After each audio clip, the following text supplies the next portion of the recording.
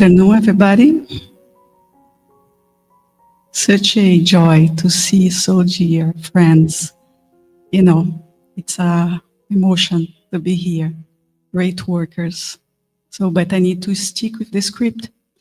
So good afternoon, ladies and gentlemen. Everyone, please be seated. You're already seated. We are beginning our event. I am your host, Lia Gouveia, President of the Spiritist Society of North Beach.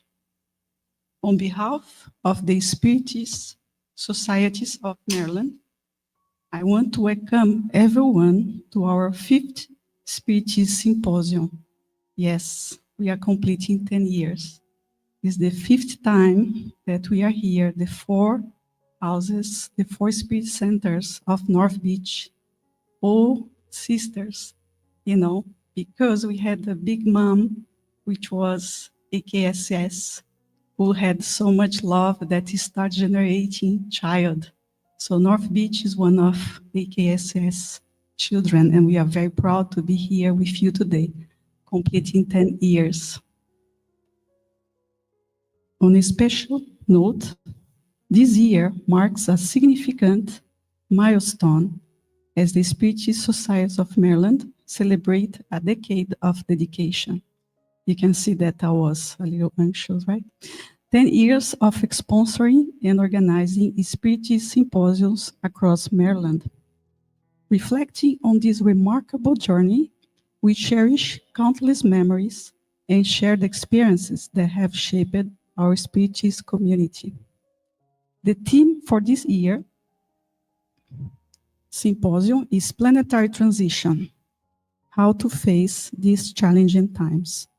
From this theme, we chose the symposium's title, The Time Has Come.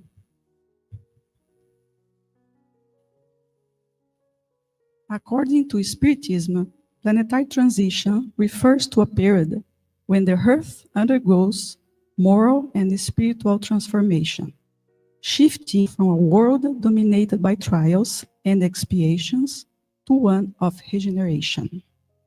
Planetary transition is not found in the Bible, at least not with this name, but the idea of a profound spiritual renewal of the world is a recurring theme in Scripture, especially in the writings of various prophets and apostles. This concept is notably referenced in the book of Revelation. And we quote Matthew 24:6. You will hear of wars and rumors of wars, but do not be alarmed. Such things must happen, but the end is still to come. During these challenging times, Spiritist teachings encourage individuals to cultivate virtues such as charity, forgiveness, and hope. By practicing compassion in daily life, seeking inner peace through prayer, and trusting in divine providence, we can contribute positively to the collective evolution of humanity. Spiritism reminds us that these difficulties are opportunities for personal growth and spiritual progress, urging us to remain steadfast in faith and to help others along the way. We often find ourselves absorbed by sensational end-of-the-world scenarios and fictional accounts of disaster. Yet, rather than being swept away by fear or speculation, it is essential to seek true guidance and inspiration from deeper spiritual sources. We turn to the Apostle Paul in his first epistle to Corinthians, verse 13, for inspiration and guidance. When Paul wrote his first letter to Corinth, the community was in a state of deep conflict, marked by partisans' divisions, sexual immorality, pride, and disputes over spiritual gifts and the proper conduct of worship. Paul wrote the letter to correct these issues, restore unity by emphasizing Christ as the head of the community and provide guidance. And I think we can relate to what we see in our society. Both Spiritist teachings and Paul's letter call for the cultivation of virtues that uplift and transform individuals and communities, highlighting love and compassion as essential for personal and spiritual growth. In both perspectives, love serves as the divine force behind positive change and regeneration, reinforcing the idea that challenging times are opportunities to embody these higher values. The time has come often refers to a divinely appointed and fulfilled moment when God's plans unfolds. It signifies that a critical point has been reached and that it is now time to act, to make a decision, to proceed with what was previously imminent but not yet realized. I quote John 14:1. Do not let your hearts be troubled. You believe in God, believe also in me. Never fear, our divine Master Jesus is guiding us through these turbulent times. Last but not least, let's remind ourselves of Francis of Assisi's words. Where there is hatred, let me sow love. Where there is doubt, faith. Where there is despair, hope. And with this idea of love, faith, and hope, I welcome you to our symposium, our 5th Symposium of Maryland. And as you know, Spirit is here. It is a practice to pray when we gather. So, therefore, I would like to invite Ms. Abigail Francisco, which is the founder and former president of the Spirit Society of North Beach, since we incorporated in 2009. Please, Ms. Abigail.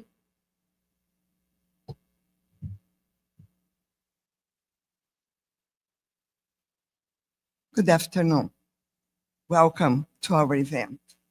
I'm going to ask you to just breathe and let's relax our thoughts. Dear Lord, we thank you for gathering us today for this important endeavor. We ask for your wisdom, guidance, and clarity as we begin this symposium. Please open our hearts and minds to listen to one another with respect and understanding. Allow diverse ideas to flow freely. May our conversations be truthful and gracious, and may we work together in a spirit of unity.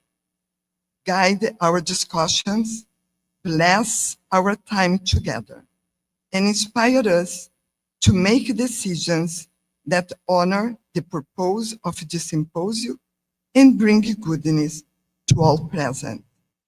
As we begin our event, we pray for the speakers, attendees, and volunteers who made this event possible.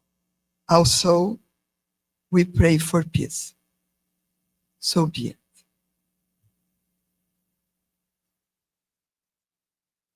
Thank you, Ms. Abigail. Now I call upon our Master of Ceremonies, who will present our program this afternoon. Ms. Sabrina Elias, please.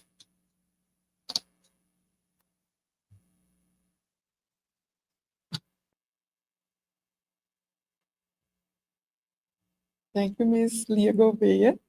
Good afternoon, everyone. It's so nice to see everyone here. As Lia mentioned, my name is Sabrina Elias, and I'm a member of the Allan Kardec Spirit Society of Maryland. And I will be your MC today. We are very happy to announce that this event is being broadcasted on Facebook through the Spiritist Societies of Maryland and the YouTube channels of the Spiritist Network and the U.S. Spiritist Federation. Thank you, everyone, for being part of the event today. In our program, we will have 3 presentations, coffee break, and a panel discussion, very interesting at the end, so stay tuned. And before we start, some housekeeping items. As I just mentioned, the event is being live streamed and it will be recorded. So we ask that we keep the noise to the minimum, also the same for side conversations, and be mindful to not cross in front of the camera in the back. This library offers Wi-Fi and the name is TwinLib. However, we would very much like that you silence your phones so that we don't have any disturbances. And if you have any questions for the speakers, and we really hope that you will have, please take note of them and wait for the panel discussion at the end. And if you want, take notes so you don't forget until the end. We also have a QR code for the survey that was already on the screen. And if you didn't see it, you can also get it at the table where you signed in. Please participate in this survey because it really will help, especially at KSS, since we will host next year to prepare our symposium. And as you know, a library is a public facility, so the staff might make announcements, and then we might need to stop briefly just to wait for the announcement, and then we continue soon after. And as you exit the room, there is water and restrooms to the left down the hallway. And lastly, but not least, for our own safety, be mindful of the exit doors. You only came in through the back door, but we can use all of them if there is a case of an emergency. And ladies and gentlemen, it's my pleasure to introduce our first speaker of the day, Sylvie Porfier, with the topic Faith Over Fear. Sylvie has been involved in the Spiritist movement for many, many years. And with the Spiritist Society of North Beach since its incorporation in 2009. She participates regularly in Spiritist studies and has served as secretary and is the current treasurer for the society here in North Beach. Professionally, she's a food engineer with a master's in food science. And she holds a bachelor's degree in computer science and works as a senior enterprise applications manager in the food industry. So please join us in welcoming Sylvie Porfier.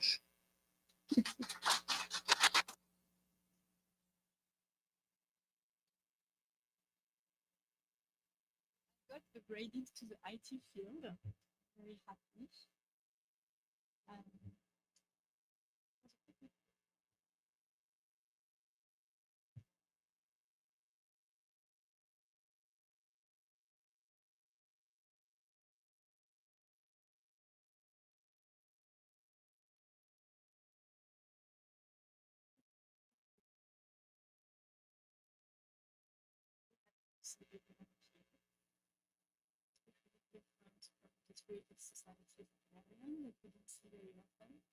New faces also. Welcome to North Beach. We are very happy to host this year for the second time. So welcome everyone. I hope you had a little bit of time to enjoy the water, the sun, and all the good energy. So we are in a beautiful surrounding, physically and spiritually to start. So before we start, I also would like to thank very much the organization of the Spiritist Society of America for their invitation and also the trust. As this is the first time, so it's always face over fear. I'm practicing here in front of you as well. So let's get started. So to get into it, we are going to start with a definition of fear so that we can set the ground of our discussion today. And the Cambridge Dictionary tells us that fear is an unpleasant emotion or thought that you have when you are frightened or worried by something dangerous, painful, or bad that is happening or might happen. So interestingly, This could be in the realm of physical reality. The threat could be just in front of you, but we see also that it could be something that you think about, meaning that it's in the realm of possibilities, but still it's affecting us.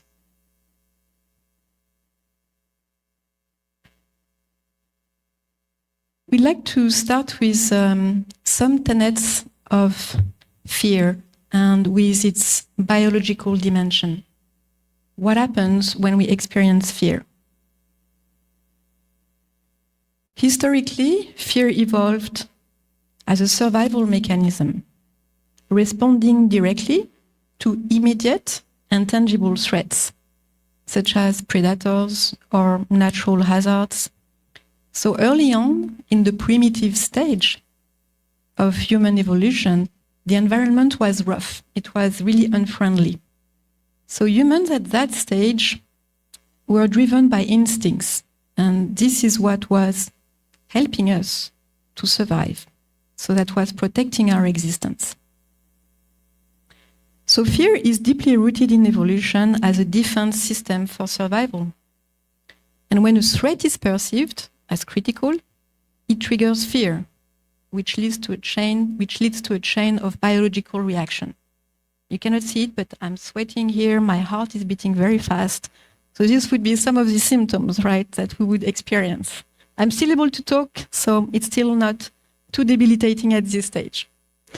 So what happened when we are in this state? The amygdala and the sympathetic nervous system orchestrate rapid fear responses, triggering adrenaline, noradrenaline, and cortisol, which are released in your bloodstream, and then you're ready to fight or to flight.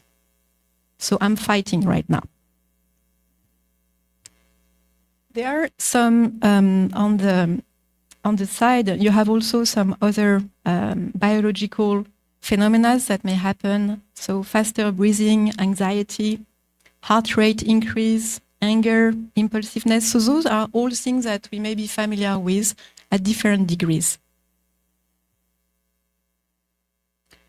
So a common way to deal with our fears, which are really not that enjoyable, although we live with them, is simply to avoid them. So I tried to avoid this call, this invitation to be with you today. It didn't work. So here I am.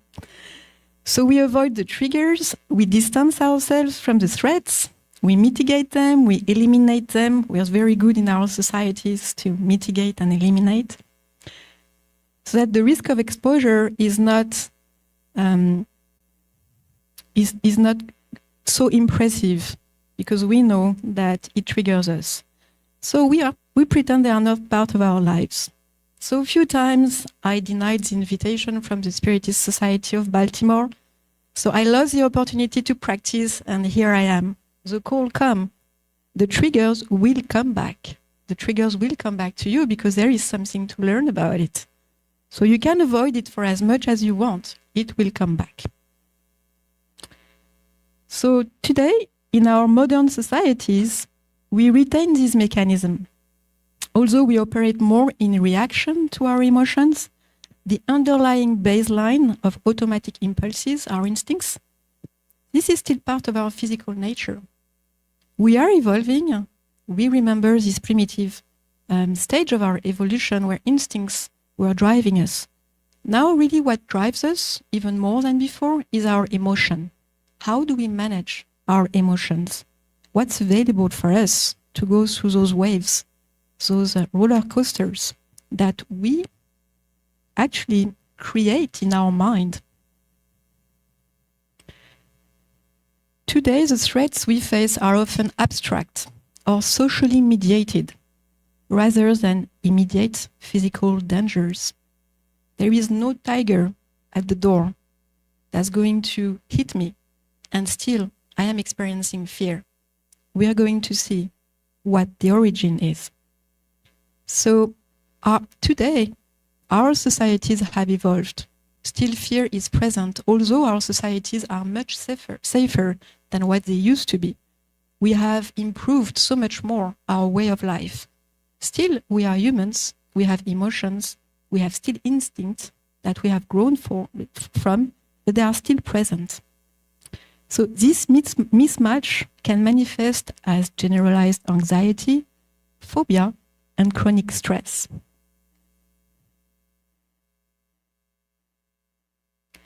Let's move on to the origin of fear.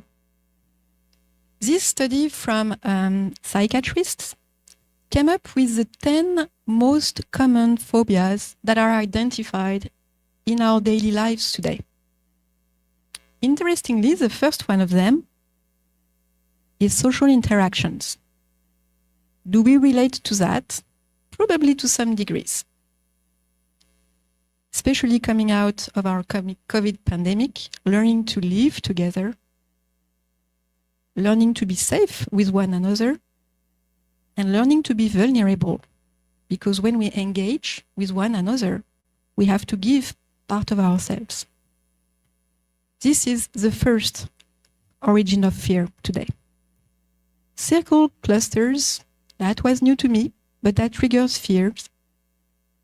This is when you have a pattern with holes in the middle, like a sponge, for example, or a honeycomb. It can create some unpleasant feelings. One that we can relate to is failure. In our societies where we are called to be perfect, we are called to be efficient, productive, to contribute, to be the best, to shine. The fear of failure is very strong, and depending on how we know ourselves, how we approach it, this threat can be very, very critical in our lives. Fear of death and disease, this is something we live every day. Once again, we put it on the side. We forget about it. We forget when we are young, even later in our lives, that we will die. Fortunately, we are Spiritists, so we are getting prepared for it. But the COVID pandemic caught up with us. It showed us right in our face that we could die today and the disease could catch us because none of us were immune from it. We were all potentially going to get sick. But still we continued. Life went on. So the next one is interesting. I fear spiders. So preparing today to come here, I took a shower, and guess who was present in the shower? As soon as I opened the curtain, there was a spider. It never happens, but today it did happen, because since I have to talk about it, I have to graduate from my fear, right? Because otherwise, I'm not really relevant to talk about it.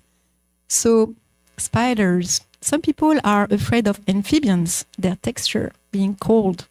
So frogs, you can be afraid of a bear. But what a beautiful creature when you see a bear in a national park. But the bear can take your life. In today's society, there are other reasons to be fearful. The fear of driving or the fear of flying. Someone in my family is afraid of flying. So today, to operate in certain, depending on your job or in certain situations where we are spread out family-wise across the globe, it's difficult not to take the flight anytime in your life. That's really, really debilitating for some people. So here are a few of them that, once again, you may relate to. Facing your fear creates a range of emotions. How we interpret potential threats determines the intensity and nature of our fear. I don't know when was the last time you had a chance to go to Paris and go up the Eiffel Tower, but there is a beautiful attraction on the first floor, which is a transparent glass floor. It is beautiful. So two friends go up the Eiffel Tower to be able to see this nice attraction. And the first one is very, very curious and excited, being able to stand kind of suspended in the air, looking down, and that's what, wow, that's beautiful. And then they take pictures and they put it on social media. I did it, I'm the best. Then the friend stays away. The height, it's so high. And the friend starts having cold sweat and feeling vertigo because this person is afraid of height. Aren't they in front of the same situation? They are, but they interpret and see the situation much differently. So this is what happens with all of us. Our fear are internal. This is our perception of reality, of threats that we have identified. Even subtle cues, like news. I stopped watching news after work. That's so dreadful. You fear for your life. You fear for your job. You fear for your children. And you fear if there is a future for our societies sometimes. Cues from social media. And the good thing is that if you see something dramatic and catastrophic one time, they'll make sure that they give you more feeds, which will amplify, right, the phenomena. And you will come back to it because it becomes addictive. Am I safe? Am I going to make it tomorrow? And also political narratives. They can trigger disproportionate fear responses and sometimes may lead to psychological disorder. The wheel of emotions related to fear is interesting. We saw that the first origin of fear, or one of the most trigger, was social interactions. And we can see here in the wheel of emotions that there's a lot to do with that. Because the emotions we feel are anxieties, terror, insecurity, phobia, suspicion for one another, for our societies, paranoia, intimidation sometimes at home, in the workplace. What about isolation? The isolation that leads sometimes to really disturbing psychiatric disorders, such as depression and others. So this is something important. And once again, we all relate to that day to day in a different way. Our response to fear. The spirit Joanna De Angelis in the book Existential Conflicts tells us, fear is a universal experience that can be either protective or debilitating. We all face it. It's here in front of us every day. What do we do with it? It can be adaptive or protective, like Joanna tells us. Fear guides vigilance, avoidance of danger, and preparation for emergencies.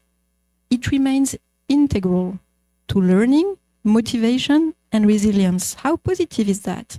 You can use fear actually to grow from it. Keep learning. Unfortunately, there is the other side of the coin. It can also be harmful.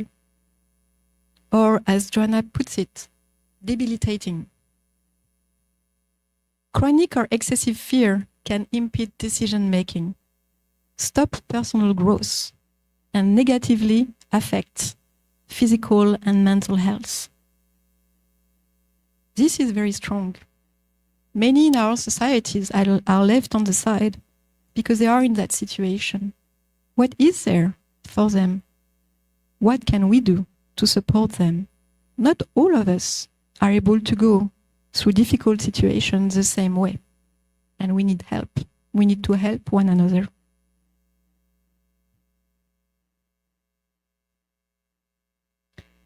We would not be able to talk about fear without bringing Carl Gustav Jung, who has worked a lot on this subject. He was a psychologist, psychiatrist, and also a psychotherapist at the beginning of the 20th century. And his work brought those points here, which resonate also with what we learn or what we hear from the gospel. Fear often signals areas where we need to grow.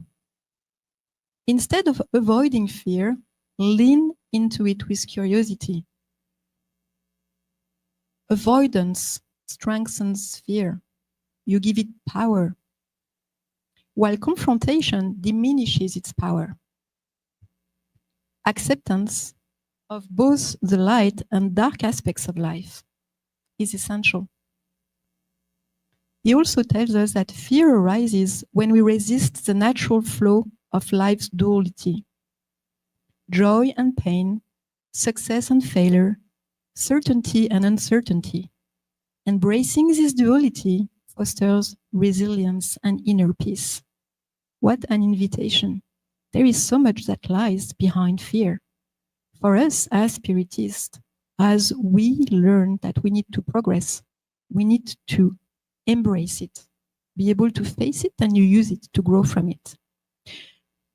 Carl Jung also told us what you resist not only persists, but will grow in size.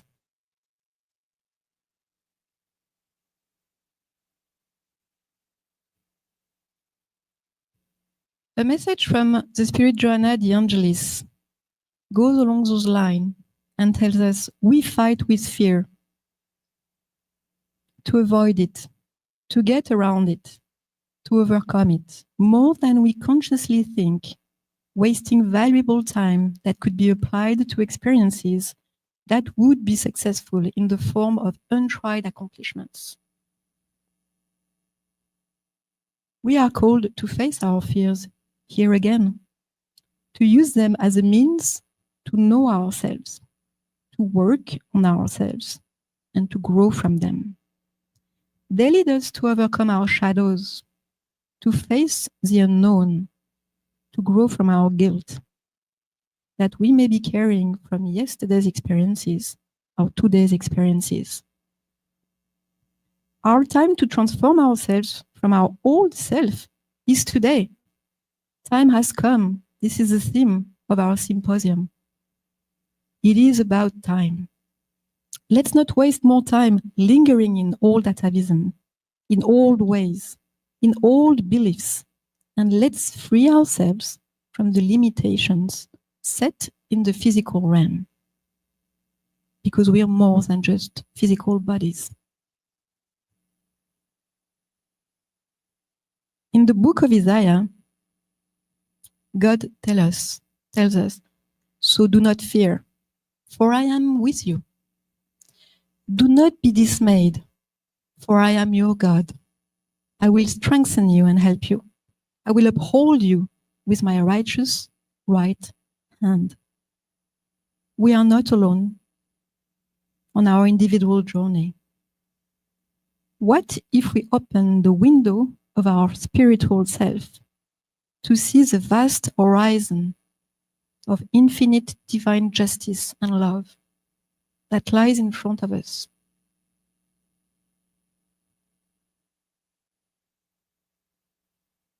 Let's talk about what can we do with this fear that seems to be so magical, that it's going to help us grow. In Psalm 56, when I am afraid, I put my trust in you, in God, whose word I praise, in God I trust. I shall not be afraid.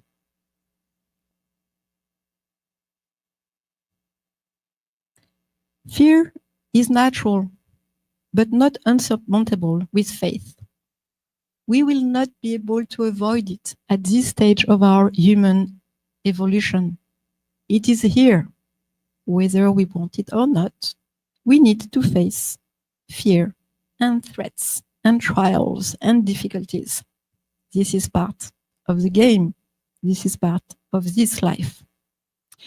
God's refuge offers comfort and strength. This is a solution. We have difficulties and we are not alone. God's here around us. Divine support uplifts and sustains during difficult times. Trusting in God helps overcome fear and anxiety. And Paul, in one of his letters to the Philippians, tells us, in nothing be anxious. And that's the call.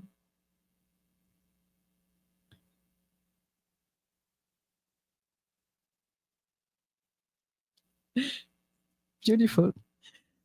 Spiritual evolution. Our human spiritual evolution. For the longest time, human faith was directed by dogmas and rituals. Faith was seen as lived as a transfer of responsibilities to sacerdotes, to religious leaders, and even to God. It was not our responsibility. The work and expectations were placed into our Creator's hands. Humans were led by the fear of justice of God. If one did not follow the divine law, one would face divine punishment by means of death, calamities, diseases, and much more. And that was, in that stage of evolution, the way we were learning. It was good for the time. At this time, there was not the awareness and the will to change. We were still very primitive. We didn't have the will to improve, and faith was not lived internally. It was practiced with external behaviors. If we were going to church, to the temple, we were doing the right thing because everybody would see we were going to listen to the divine laws and the divine words. We pretended we adhered to dogmas and rituals, and that was enough. Our fate was placed in God's will. This was the evolutionary stage where blind faith was predominant, requiring the abdication of reason and free will. What came our way? Faith, divine inspiration from God, awakens all the noble instincts that lead humans toward the good. It is the foundation of regeneration. Through centuries of darkness and much suffering, because we believed that we had to spread the word of God with divine force, or I would say with human force. That was our stage of evolution. Our journey toward the divine truth, beauty, and goodness took us to use finally reason and understand the strengths of our faith. Then human beings, spiritual beings, started a true relationship, a true connection with the Creator. It was no more, I give you the responsibility of my life. I take it, I know it, and I will work with you. I will work with my God, and I will create this relationship. I'm not avoiding it anymore. The Spirit Emmanuel in the Consoler tells us to achieve faith is to achieve the possibility of no longer saying, I believe, but affirming, I know, with all the values of reason touched by the light of sentiment. And sentiment will get there once we can graduate all those realms of emotions that we carry. We'll be able to transform them as we evolve into sentiments, which is a much higher feeling that one day we'll be able to experience. Spiritism teaches that faith must be reason, not blind. True faith is built on understanding, reflection, and confidence in divine justice. It gives strength to face trials and inspires courage in the face of adversity.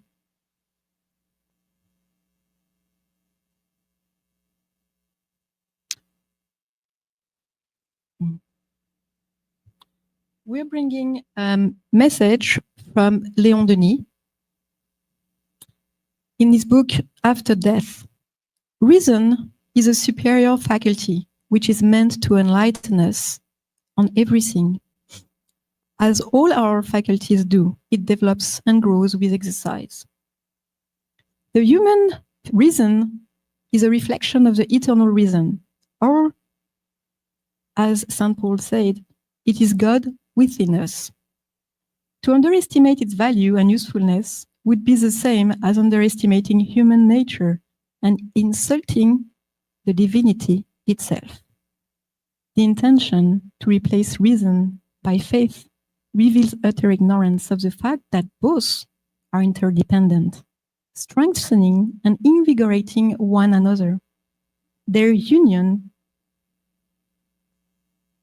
opens a broader perspective to the mind, harmonizes our faculties, and provides us with inner strength. We know that reason alone may lead to intellectual growth, and in our societies, we also know that that goes with also the development of pride, selfishness, and also power. Thus, the role of our moral development as well. Spiritism teaches that true progress, both individually and collectively, requires a balance between these two aspects. Intellectual progress brings civilization, and moral progress ensures peace and justice. Just like a bird needs two wings to fly, humanity needs both knowledge and virtue to ascend spiritually and evolve toward a harmonious and enlightened society.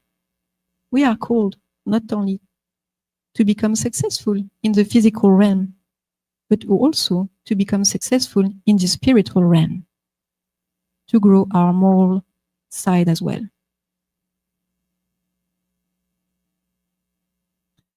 Human and divine faith. And I'm sorry, I may have to rush a little bit because we have quite a few slides.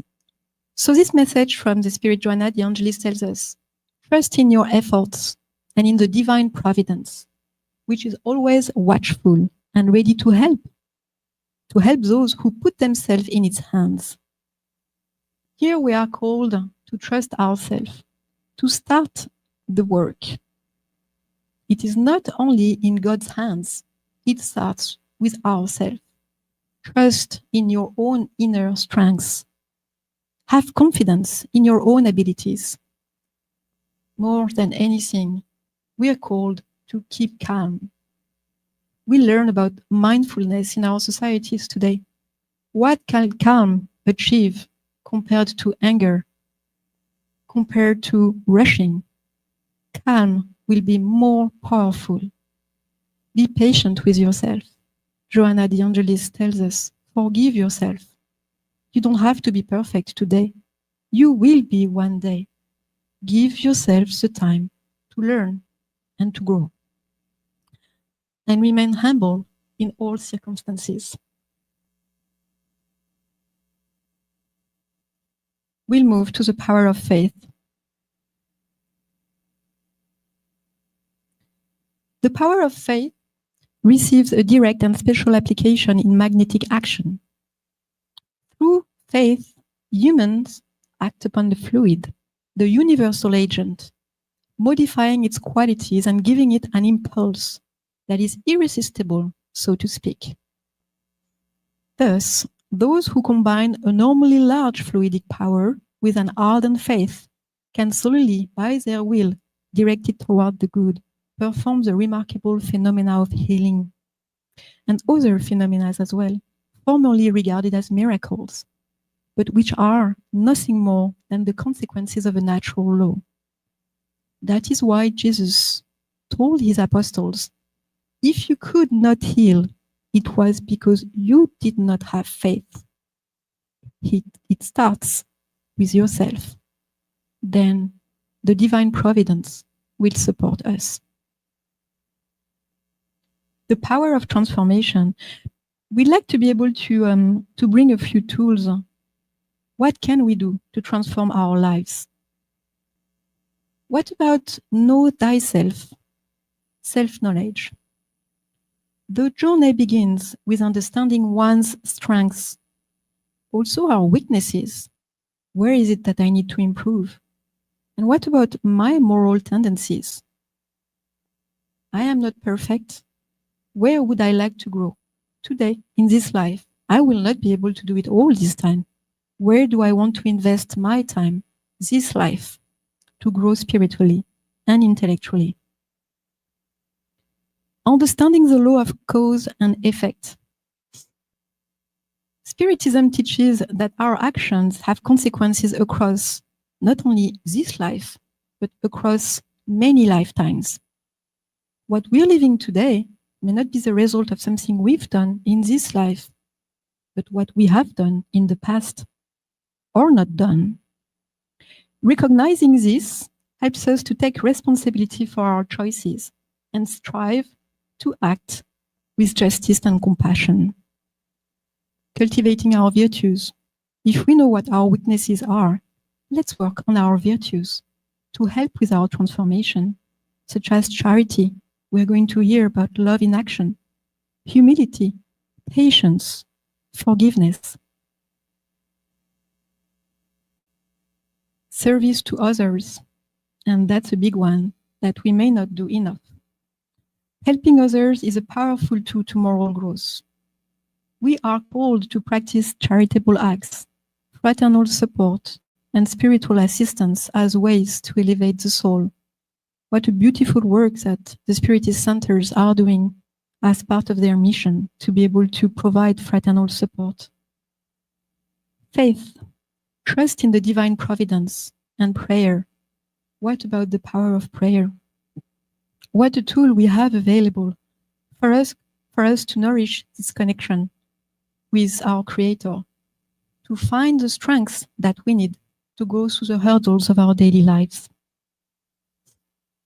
And the reform through reincarnation. Reincarnation is a divine mechanism for moral and intellectual progress. Each life offers new opportunities to learn, to repair what we've done, and to grow. Two more messages, and we're getting to the end of this discussion. The Gospel according to Spiritism tells us sincere and true faith is always calm. We saw the merit of calm. It provides the patience that knows how to wait, because having its point of support in the mind and in the understanding of things, it carries the certainty of arriving at its objective. We know we'll get there. It is a matter of time. It is a matter of us putting the effort, the work to be able to get there. But eventually we will. Hesitant faith senses its own weakness. When it is stimulated by interest, it becomes incensed and thinks it can supply the strength it lacks by means of force. Calmness in the midst of struggle is always a sign of strength and confidence. Force, on the other hand, is proof of weakness and self-doubt. Let's learn how to remain calm in front of struggles, how to trust in our abilities. We are powerful. How to strengthen our faith? There are so many means today. Any app on mindfulness will connect you closer to our Creator. How to strengthen our faith, how to take full advantage of this life to intentionally move forward on our journey of self-transformation. This is the call, this is the invitation. Let's not waste this life, this opportunity that's given to us. And we'd like to invite you for our last message coming from the Spirit Emmanuel in Words of Eternal Life. To liberate yourself from the shackles of fear.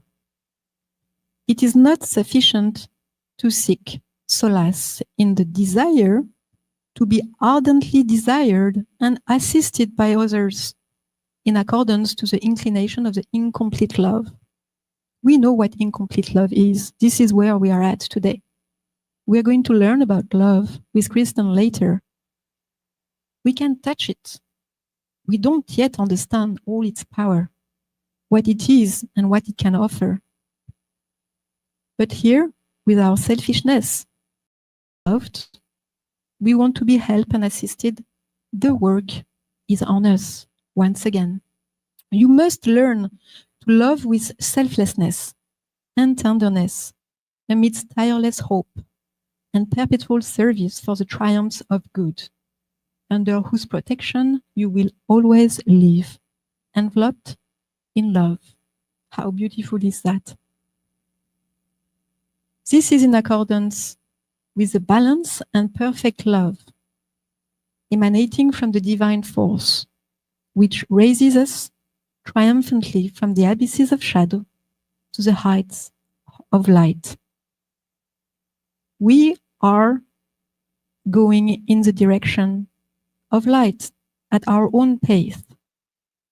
But this is where we're heading, following Jesus' steps, following our Master Jesus with his love and tenderness. This is where we are ending today for this discussion. Thank you very much for your support, and may we remain in peace.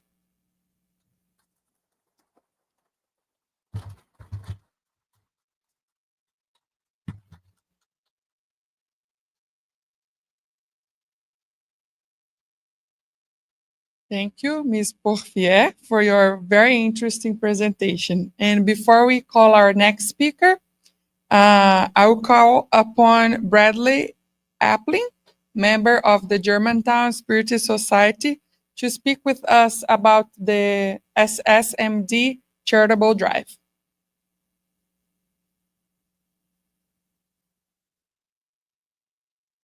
Thank you very much, Sabrina. Every 2 years, the Spiritist Societies of Maryland sponsor a symposium, and in each symposium, the organizing committee invites the Spiritist community to engage in a charitable drive.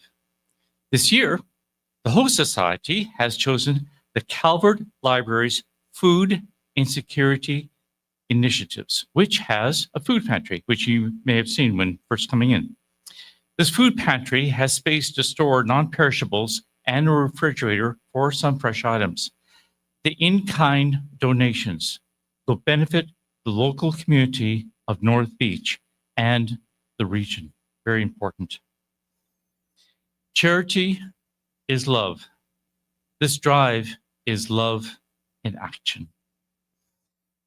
We want to thank all of you for your kindness and generosity on behalf of this drive.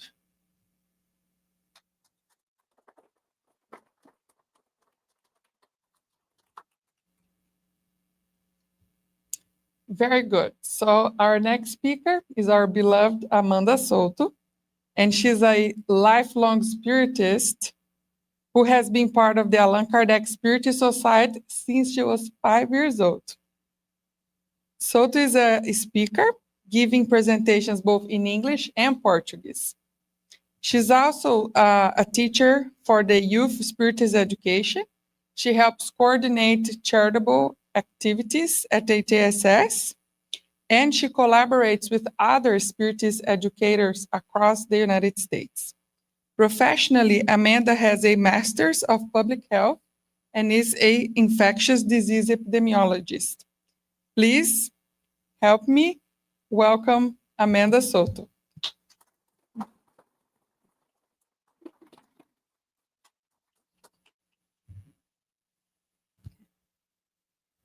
In my next life, I've asked to be taller.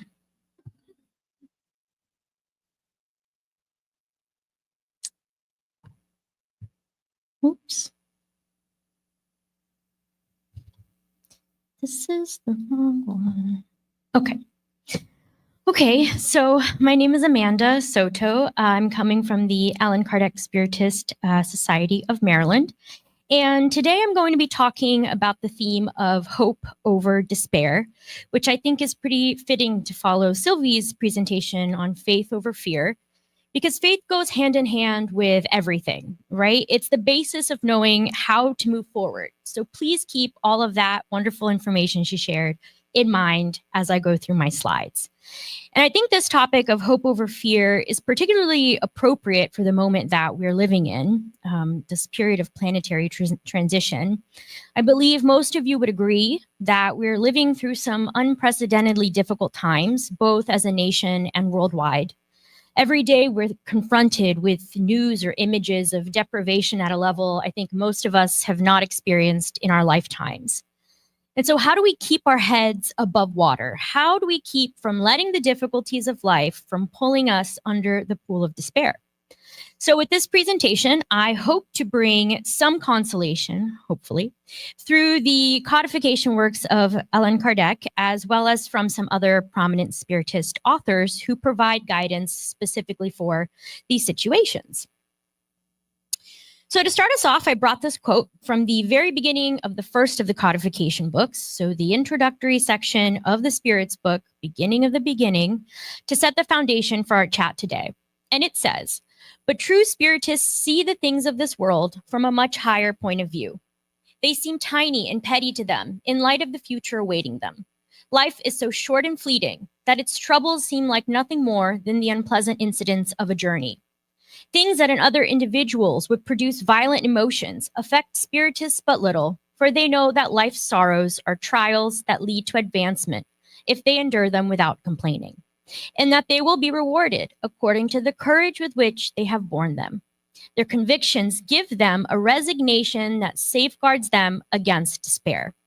And I want to hone in on the underlying parts of this, where Kardec is proposing that Spiritists have a safeguard against despair built into our doctrine.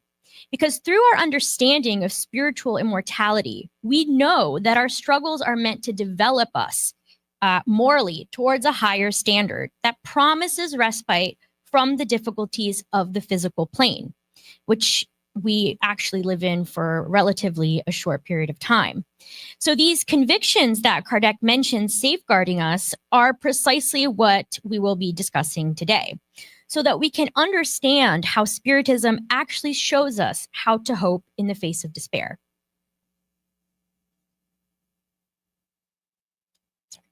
So firstly, I'd like to start with some definitions, which I've pulled directly from the dictionary. They are faith, which means complete trust or confidence in someone or something. Hope, which is the feeling of expectation and desire for a certain thing to happen. And despair, which is the complete loss or absence of hope.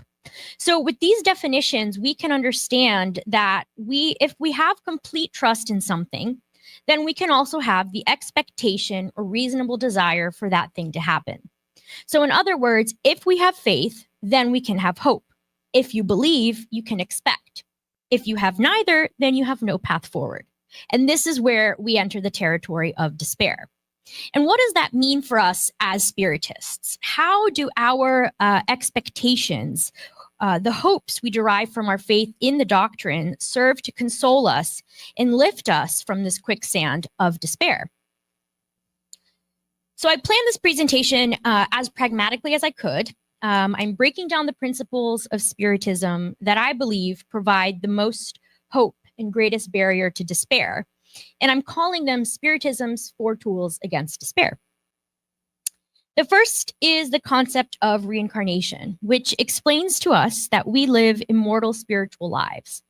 Our existence in the physical world, typically lasting 80 or so years, depending on where you live, is really but a blip on the scale of immortality, within which our spirit or our true selves actually exists.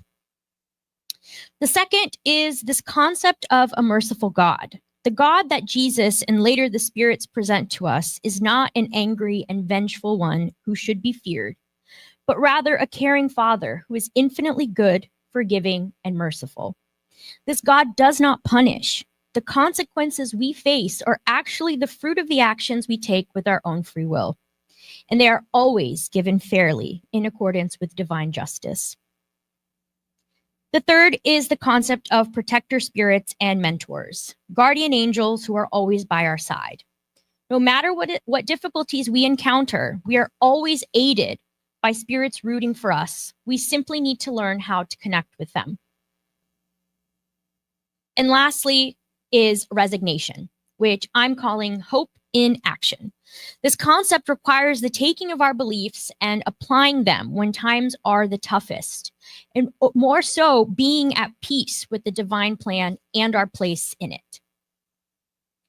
So starting with reincarnation, how is this a concept that gives us hope in the face of despair? And I brought this quote from the book After Death by Leon Denis, and I think it's a great introduction to this. He says, "The belief in a transcendent ideal fortifies the conscience and sustains the being in its hour of trial. It is the consolation and reliance of those who despair, the supreme refuge of the afflicted and the oppressed. Its soft beams, like those of the dawning day, bring a ray of hope to the downcast spirit. So getting into this, St. Augustine says to us in the section on instructions from the spirits of chapter 5 of the gospel titled, Blessed are the afflicted. How long will your gaze remain fixed upon the horizons limited by death? When will your soul finally desire to leap beyond the limits of the grave? Even if you have to weep and suffer an entire lifetime, what would that be when compared to the eternal glory reserved for those who have endured their trials with faith, love, and resignation? So firstly, the concept of reincarnation gives us the understanding that our suffering is temporary because in our spiritual lives, we are immortal. If you have the perspective of immortal life, time becomes relative.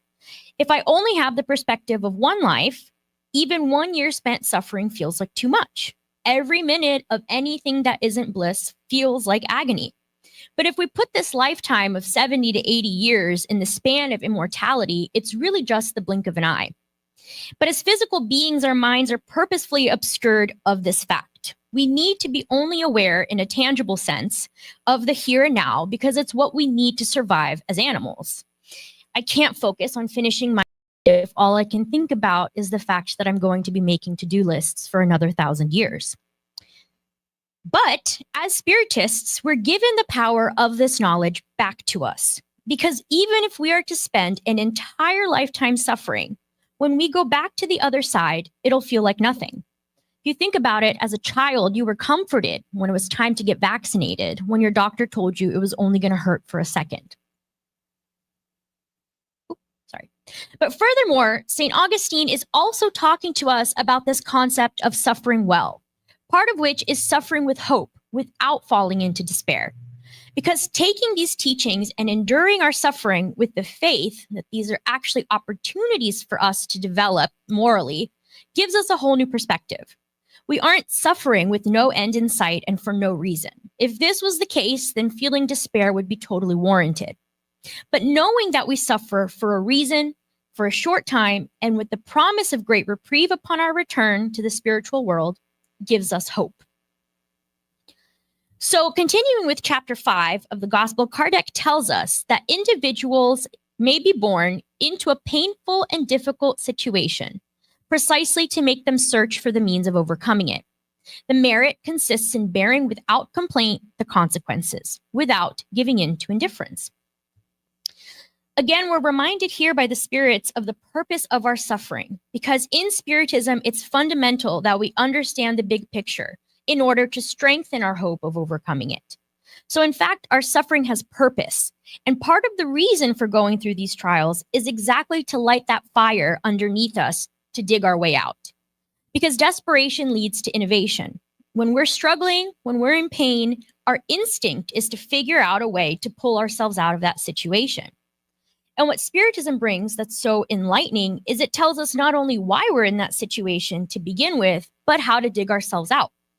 And how do we do that? By using our trials as an opportunity to learn and by bearing them with patience and gratitude, which leads us away from despair.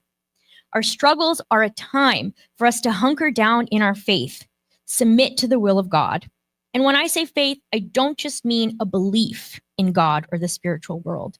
I'm talking about faith as a verb, not a noun. I mean faith that our trials are temporary, and faith that bearing these trials will bring us many positive things in the future. The spirits go further here with the caveat that the acceptance of suffering does not mean indifference. To endure your suffering with hope is to accept that this is part of the divine plan and approach it with humility and gratitude. It does not mean to simply throw your hands in the air and say, I agreed to go through this, I need to go through this, so I'm just going to sit here and suffer. Because suffering is not meant to be useless. Part of accepting our suffering is making use of it to actively better ourselves and our situation. So rather than feeling defeated and spiraling into despair, we need to use it as an opportunity to act. Continuing, St. Augustine tells us, you who asked for riches and glory, It was for bearing the struggle of temptation and overcoming it. You who asked to struggle in body and soul against moral and physical evil, it was because you knew that the harder the trial, the greater and more glorious the victory would be. And I'll tell you, if you know me personally, you know that life throws me some interesting curveballs from time to time. And this week, in a moment of weakness, I did what any 30-year-old would do in times of crisis. I called my mom. And I was telling her, I said, I'm so tired. I'm so frustrated. I can't deal with this. This is not the life I would have chosen for myself. And this attitude is precisely why every time I do the gospel at home, the spirits send me this chapter. Because the spirits tell us in no short terms, you yourselves chose your trial because you believed you were strong enough to bear it. So why complain now? This understanding that for the most part we choose our trials prior to incarnating is fundamental to understanding our suffering. This ability to return to the physical life over and over and to choose a life plan that will allow us to fix our moral flaws is an undeniable demonstration of God's love. Because our God is not one that asks for our fear. He is one who asks for our commitment to ourselves, our commitment to bettering ourselves through these trials, which we're even given the luxury of choosing. And this is where gratitude comes in. This is where we learn to suffer well, because we acknowledge that our suffering is not a punishment, but an opportunity that we have gifted ourselves with the permission of God and the higher spirits to do the hard work now, so that we can realistically hope or expect for a better future. The next tool in the Spiritist arsenal that I want to propose to you is our view of God. Like Sylvie mentioned in her presentation, in Spiritism, we believe that the doctrine given to us is a clarification of the teachings of Christ. It's all the things that we as a society were not yet prepared to understand 2,000 years ago. And at the time Jesus came and presented to us a different view of God, he told us that God is not the being the Jews had been fearing under Mosaic law, but rather a paternal and loving figure who wants nothing but our well-being. So Spiritism then comes to elaborate on this, as we see here in the codification book, Heaven and Hell, chapter 7. Due to the law of progress that endows every soul with the potential to acquire the good it yet lacks, and to free itself from the evil it yet possesses, according to its own efforts and will, then the future is wide open to all individuals. God does not repudiate any of God's children. They are received into the divine heart to the degree they approach perfection. Thus, all are left to the merit of their own works. The spirits tell us that we are all equal before God. We are all evolving spirits, given the free will to help ourselves progress, but all with the knowledge that we have an equal opportunity to reach perfection and come closer to God. So now, pulling from Genesis, the spirits tell us that there is yet another difference, at once consoling and heartening and supremely equitable. Each existence offers them the means to redeem themselves through reparation and to progress further, whether by ridding themselves of a few imperfections or by acquiring a new knowledge, to the point where they are sufficiently purified so as to have no more need of corporeal life, but can live exclusively in the spirit life, eternal and blissful, which sounds pretty good to me. Now, if we're taking this image of God as a loving parental figure, we can think back to all of the people who have played this role in our lives thus far. When you made a mistake at school, did your teacher not give you the opportunity to try again? When you misbehaved at home, did your father not tell you to do better next time? And so it is with God. It is the ultimate form of forgiveness to be given the opportunity of redemption. And if our goal is to one day reach the perfection that will bring us closest to God, we are given these countless opportunities to develop spiritually and acquire knowledge so that we can perfect both the intellectual and moral sides required for our ultimate happiness. And the best part of all is that there are no chosen. We are all equal. Even Christ himself followed this same path to reach the level of purity we now know him to have. This means we're all equally given the opportunity to better ourselves and therefore are equally able to obtain the level of perfection where we do not have to continue suffering in this world. And herein lies the hope. God forgives us endlessly and gives us opportunities to pull ourselves out of suffering so that no one is ever truly condemned to suffer. Moving on to the third tool, which I think is one of the loveliest concepts we have in our doctrine, which is that of protector spirits. We have lots of names for them: guardian angels, spiritual mentors, protector spirits. But here is what the spirits have to say about them in the Spirits book. Isn't it a very consoling idea to know that you always have at your side beings who are more evolved than you, who are always there to counsel, sustain, and aid you in scaling the rugged mountain of the good, who are more reliable and devoted friends than the most intimate connections that may be contracted on earth? So, what is the mission of these spirits? What exactly is the role they play? What can we expect, or in other words, hope from them? The spirits tell us that their mission is that of parents towards their children, to guide their wards along the path of the good, to help them with their counsels, to console them in their afflictions, and to sustain their courage in the trials of earthly life. So these spirits have an almost parental relationship with us, the same way our parents looked at us as something precious to care for, or the way you may do with your own children. So too do these spirits look at us. They are there to guide us, counsel us, and also to console us. We can rely on them for courage and hope during periods of difficulty. So you can imagine, like our parents, their own exasperation with us sometimes. Nevertheless, wherever you may be, your angel will be there with you, in prison, in the hospital, in dens of iniquity, in solitude. Nothing separates you from that friend whom you cannot see, but from whom your soul nonetheless receives the gentlest impulses and hears the wisest counsels. So first, we're told that even in the depths of our despair, in the darkest of places we go, both physically but also mentally, we are never unaided. We are always constantly surrounded by those spirits that are there to counsel, sustain, and aid us.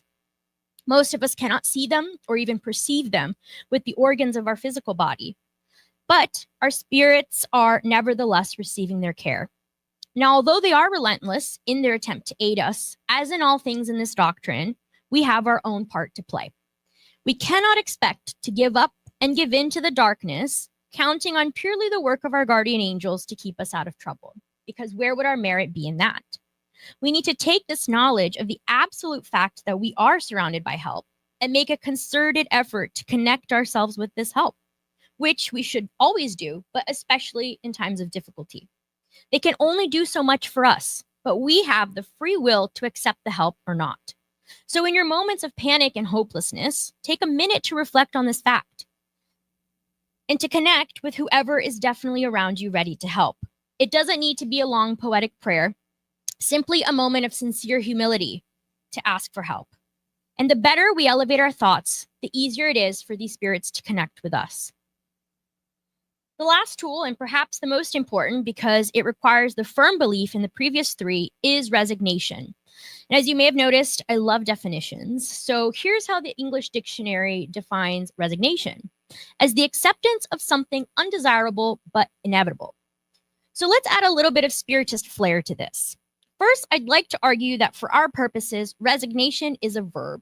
It's something we have to consciously decide to do. Second, I'd like to elaborate on the definition itself. Resignation is really the educated decision, based on our knowledge of the other three tools, to accept that which we may not actually want for ourselves, but which we know we need. These things are inevitable in the sense that, unfortunately, given our current place on the path to perfection, we require suffering as a means to grow. But also in the sense that we exist within the plan of divine justice, which is governed not only by God's mercy, but by the laws of action and consequence. As we saw, we're often the source of our own suffering, whether through our actions in this life or in a previous one. And this is why I said at the very beginning that resignation is hope in action. It is the ultimate act of faith to rise above our despair by accepting what may perhaps be undesirable. And so here's another passage from the gospel. And in case, chapter 5, in case you haven't picked up on my not so subtle messaging, I suggest everyone go read it and then reread it. And it says, when Christ said, "Blessed are the afflicted, for theirs is the kingdom of heaven," he was not referring to those who suffer in general, since everyone suffers, whether upon the throne or the straw. But alas, few suffer well. So it tells us that when Christ was referring to the afflicted in this passage, he was referring to a very specific subset of people, those who he describes as suffering well. But how do we suffer well? Well, we need to acknowledge and believe wholeheartedly that number one, we are immortal spiritual beings who are given the gift of physical incarnations to develop our spirits morally and intellectually. Two, that prior to the start of the reincarnation process, each spirit is given the opportunity to determine the challenges and obstacles they will face in order to overcome their own moral flaws. Thus, many of our struggles are by our own design. And three, that therefore there is no such thing as injustice. Our struggles are a result of the laws of cause and effect and a direct consequence of our actions, either in this life or in a previous one. So if I said resignation is a verb, a conscious action, how do we do it? And Lacordaire answers it by saying, when a reason for vexation or trouble touches you, try to lift yourselves above it. And when you have managed to control the impulses of impatience, anger, and despair, say to yourself with satisfaction, I was the stronger. We see here that the first part of suffering well is resignation. It is to rise above your struggles. It's part of our human condition to become overwhelmed and have difficulty processing and comprehending things when we're suffering. Sylvie gave some excellent examples of all of the awful symptoms biologically we experience. But we, are biologically built as animals to focus on the pain and figure a way of how to fix it. This is how we've survived and evolved through millennia. But when we come to the conclusion that it's not in our power to fix it, we become desperate and we prepare to give up. But the spirits have come with the consolation and instruction that tell us that in those moments of despair that are so natural to us, we must pause and make a concerted effort to manage our impulses, our impatience, and our anger. As Sylvie said, to be calm in our faith. We need to resign ourselves to the moment of our suffering and shift our energies towards lifting our spirit above the pain and torment of physical existence. And this takes enormous strength. As I said, it's not something that comes naturally to us as humans. It's a Herculean battle that we have to fight with ourselves our whole lives. But to do so is to have the satisfaction of saying, I succeeded, I suffered well. So what is the point of suffering well? What benefit is it to me to rise above my suffering versus giving in to despair?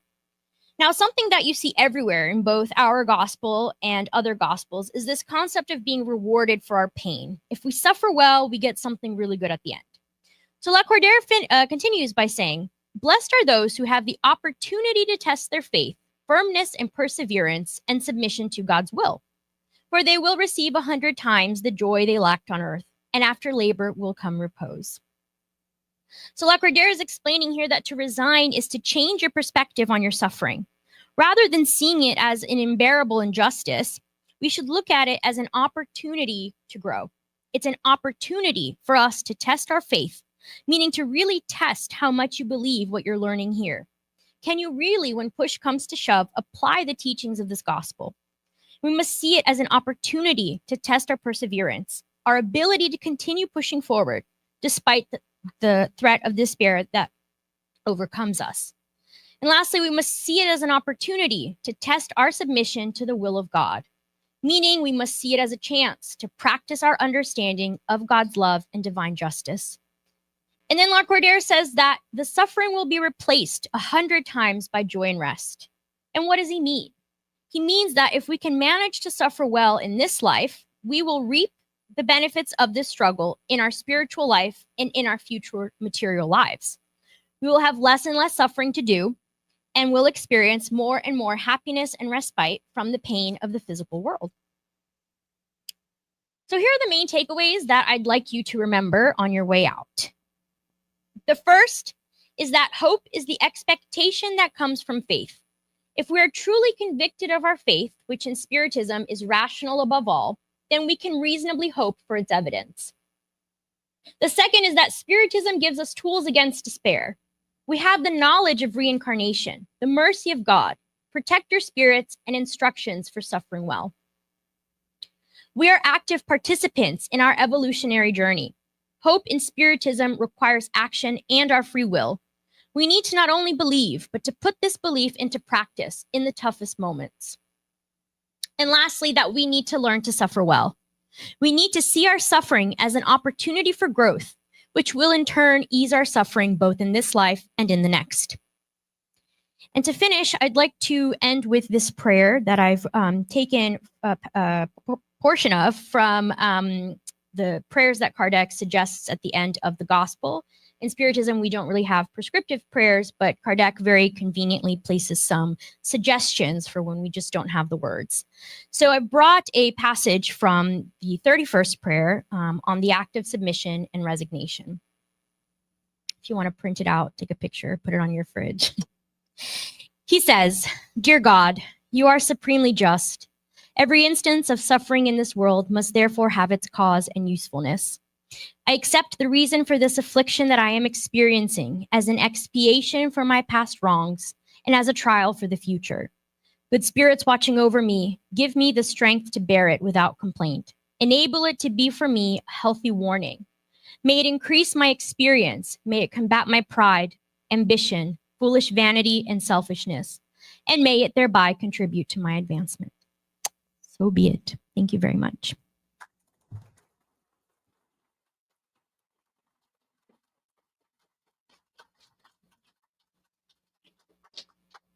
Thank you, Amanda, for a very impactful presentation. And we now, it's a little bit of a difference in our heights. So now we have time for our coffee break, 30 minutes for us to enjoy the refreshments and also our friends. Okay, we'll be back in 30 minutes.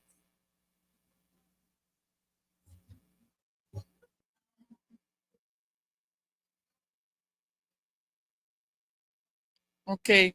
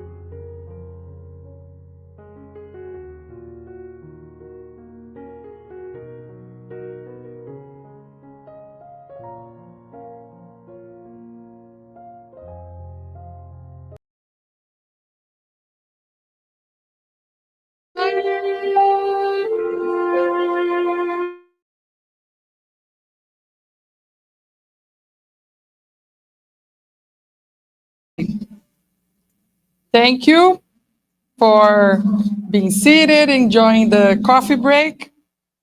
We now would like to invite our next speaker, Kirsten de Mello, with the topic Love Over Hatred. Kirsten is an active board member of the Spiritist Society of Baltimore. She was born in Philadelphia, Pennsylvania, and her parents are also Spiritists. And she was a member of the Spiritist Society of Philadelphia before she moved here to Maryland in 2011. She has participated in Spiritist Medical Congress and multiple Spiritist symposiums. Professionally, she has a Bachelor's of Science in Nursing and works in the federal government as a health insurance specialist. Please join us in welcoming Kirsten de Mello.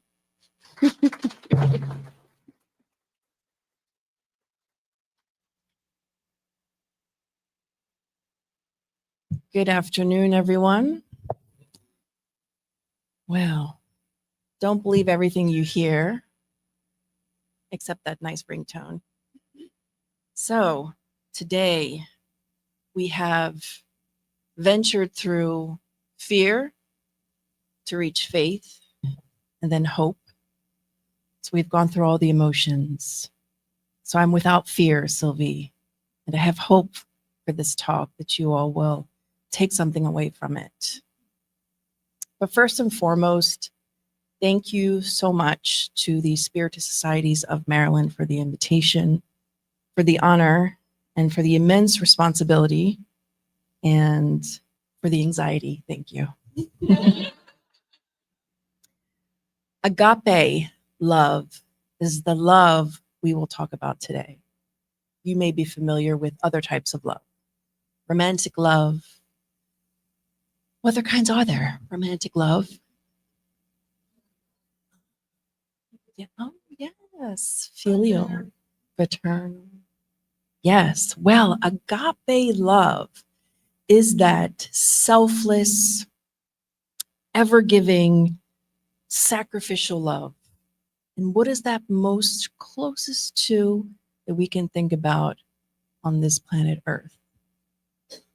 Well, the closest thing that probably most of us can, that is most tangible for us, is the motherly love.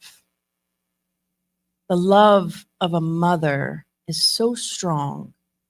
And even so, as Chico Xavier would say, that the prayer of a mother could break the chains of any, I don't want to say hell, but could break the chains of hell, metaphorically speaking. It's so powerful. And we use this as a backbone of imagery for today. And I'm going to share with you two cases, one which will involve motherly love,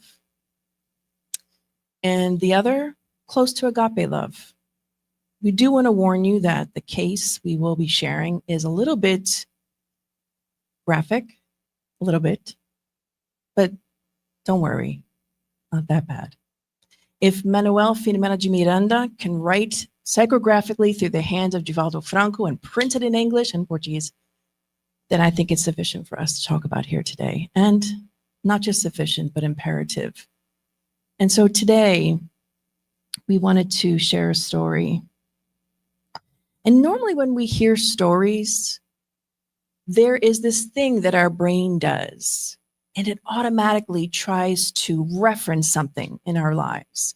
So if we're hearing a story about a man that loses a dog, that loses its cat the next day, who gets into a car accident, we're automatically thinking, oh, I have a sister that has a cat who went through that, or I have a this or a that. Our brain is always looking out. It's a habit, if you will.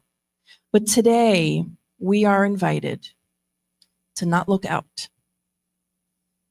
Today, we are invited to go within. Today, when you hear about that cat or that dog, turn your look inward.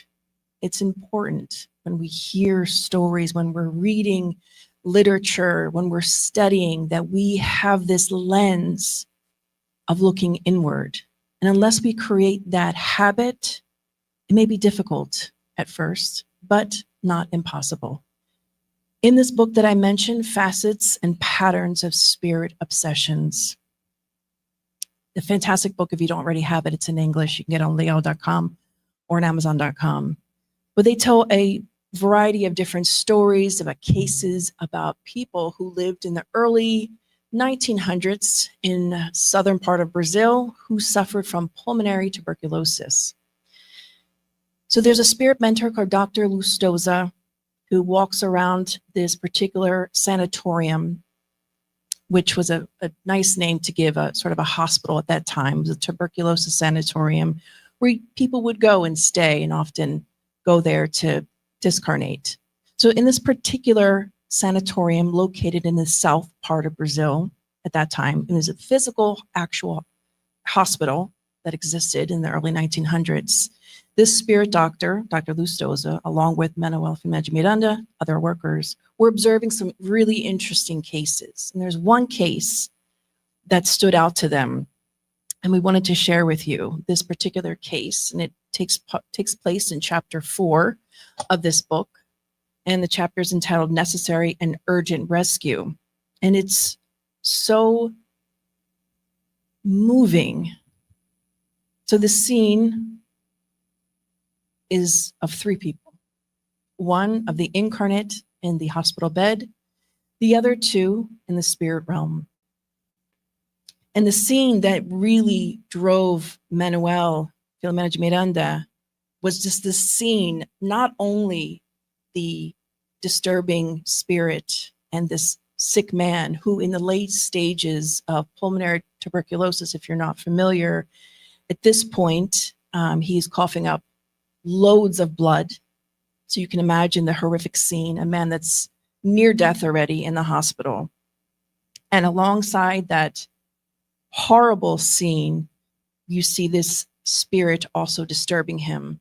But what really drew his attention is something I'll mention in a minute.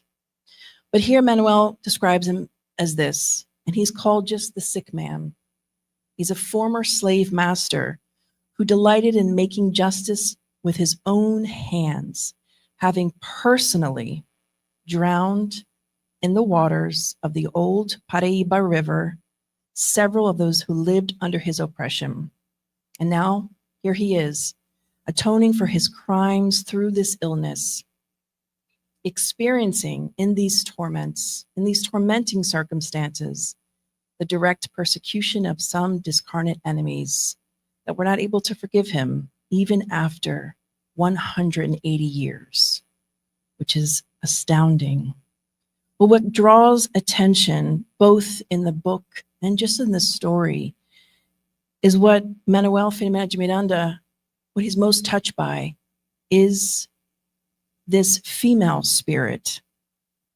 And Dr. Lustosa, already hearing the thoughts of Manuel Firmino Miranda, questioning who is this woman who's trying to assist this obsessor and this man in the physical realm.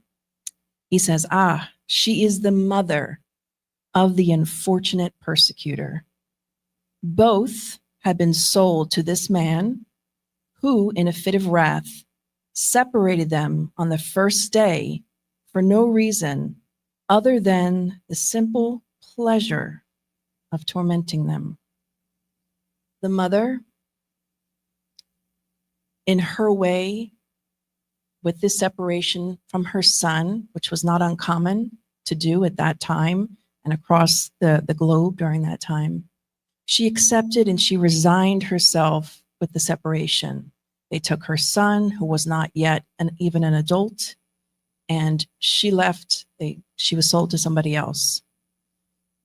She took it and she was resigned. Her son did not have the same reaction. He was revolted against it and could not accept that. And so here you have today this triangle, this 3-part dramatic series, or 3-person dramatic series, where you have the mother of the slave, former slave, and the former master, and the mother forgiving her old persecutor. We have to imagine the scene, and you have to imagine what she went through, because although I'm not going to go into it, in the book, the Spirit author details what the mother witnessed, how this particular slave owner whipped to death her son, and then he picked him up off the whipping post when he had a couple breaths left in him, and brought him to the water, in the Paraiba water, to drown him. She witnessed all of this. He brought her back to his farm so she could watch him kill her son, because he derived joy from that. It brought him joy. They say it in the book. So here we have a man today suffering and near death.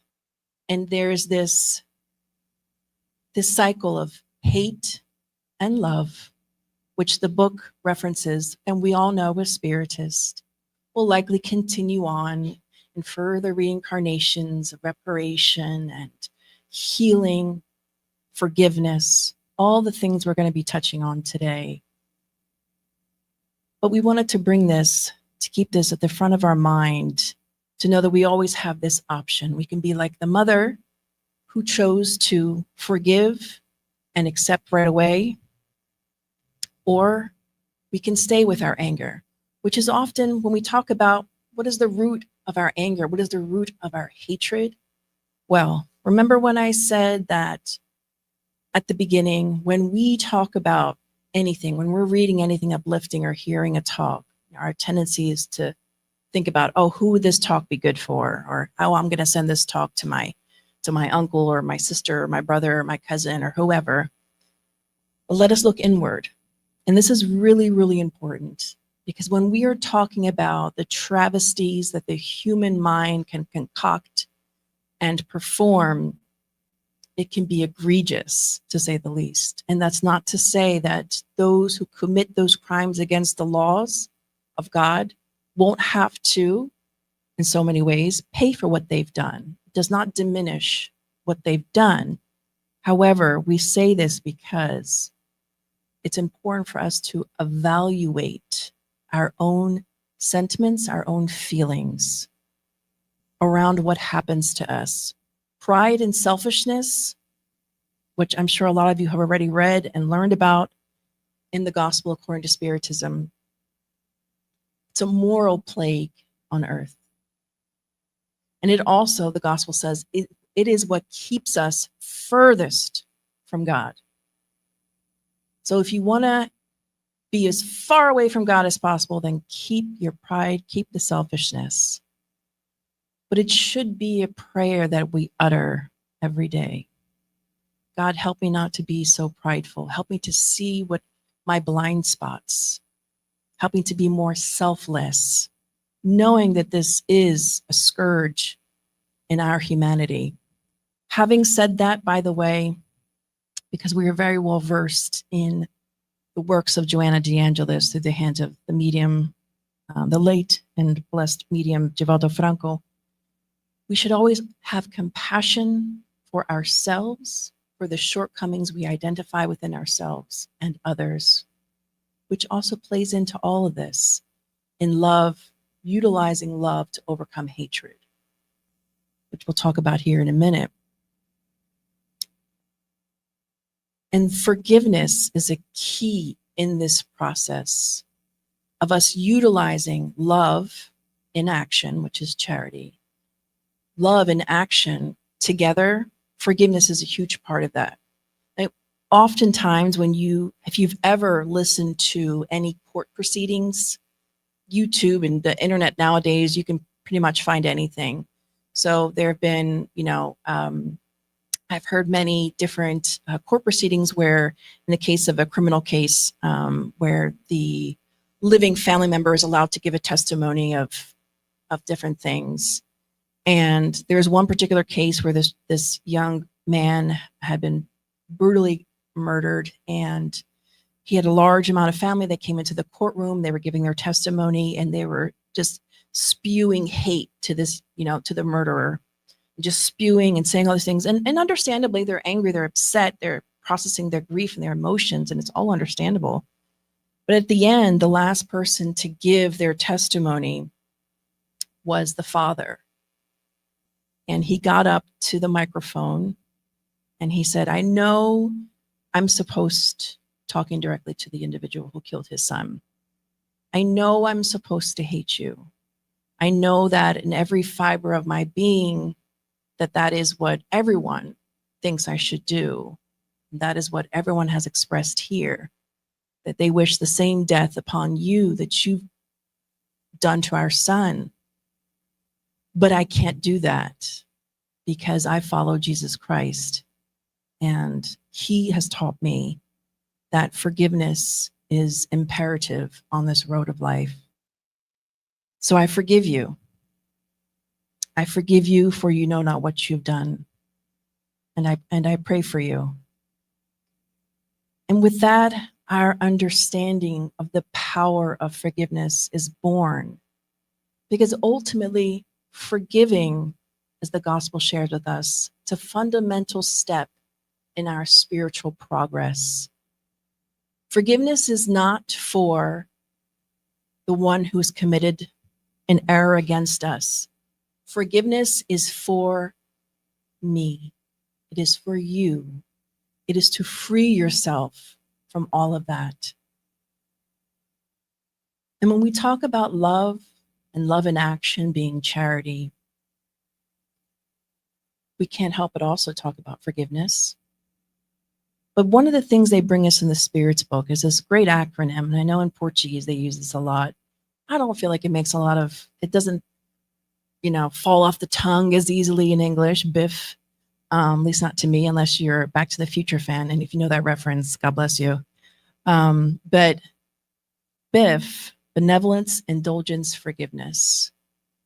These are imperative on our journey, on our infinite journey as immortal souls. Because today we may not wrong someone, but tomorrow we may inadvertently, or maybe a loved one of ours, hurt someone, and you would want them to forgive your child, your son, your spouse, whomever it is. Because what is the true meaning of the word charity as Jesus understood it? It is this. It is benevolence. It is indulgence. It is forgiveness. It is that mother who witnessed her son whipped to death, close to death, and then the slave owner calling to one of his workers to bring the salt water, to pour it over the wounds to wake him up because he had fainted, and whip him again. And then watch the slave owner pick him up, drown him in the river. And you can do nothing. You couldn't even scream, because you know what they would do? They would cut out the tongues of the mothers who screamed and said angry words. So she just stood there. And yet she forgave. Forgiveness is that ideal. Forgiveness is that embodiment that a sister who we don't know her name in this book was able to transcend time and space and even have compassion for the one who has wronged her, not just her, but her son. And if anyone here is a mother, you know that instinct, that mama bear, can come out. It's strong. So for her to transcend that is something of epic proportions. Similar to this story of Ava Kaur, some of you might have heard of her, or maybe you have not. You actually can find her full documentary on her life on pbslearningmedia.org. It's a free video, it's a documentary, extremely moving. It's about an hour long. So let me tell you about this story. Ava Moses Kaur, she was a twin. Her and her twin sister Miriam were in Auschwitz.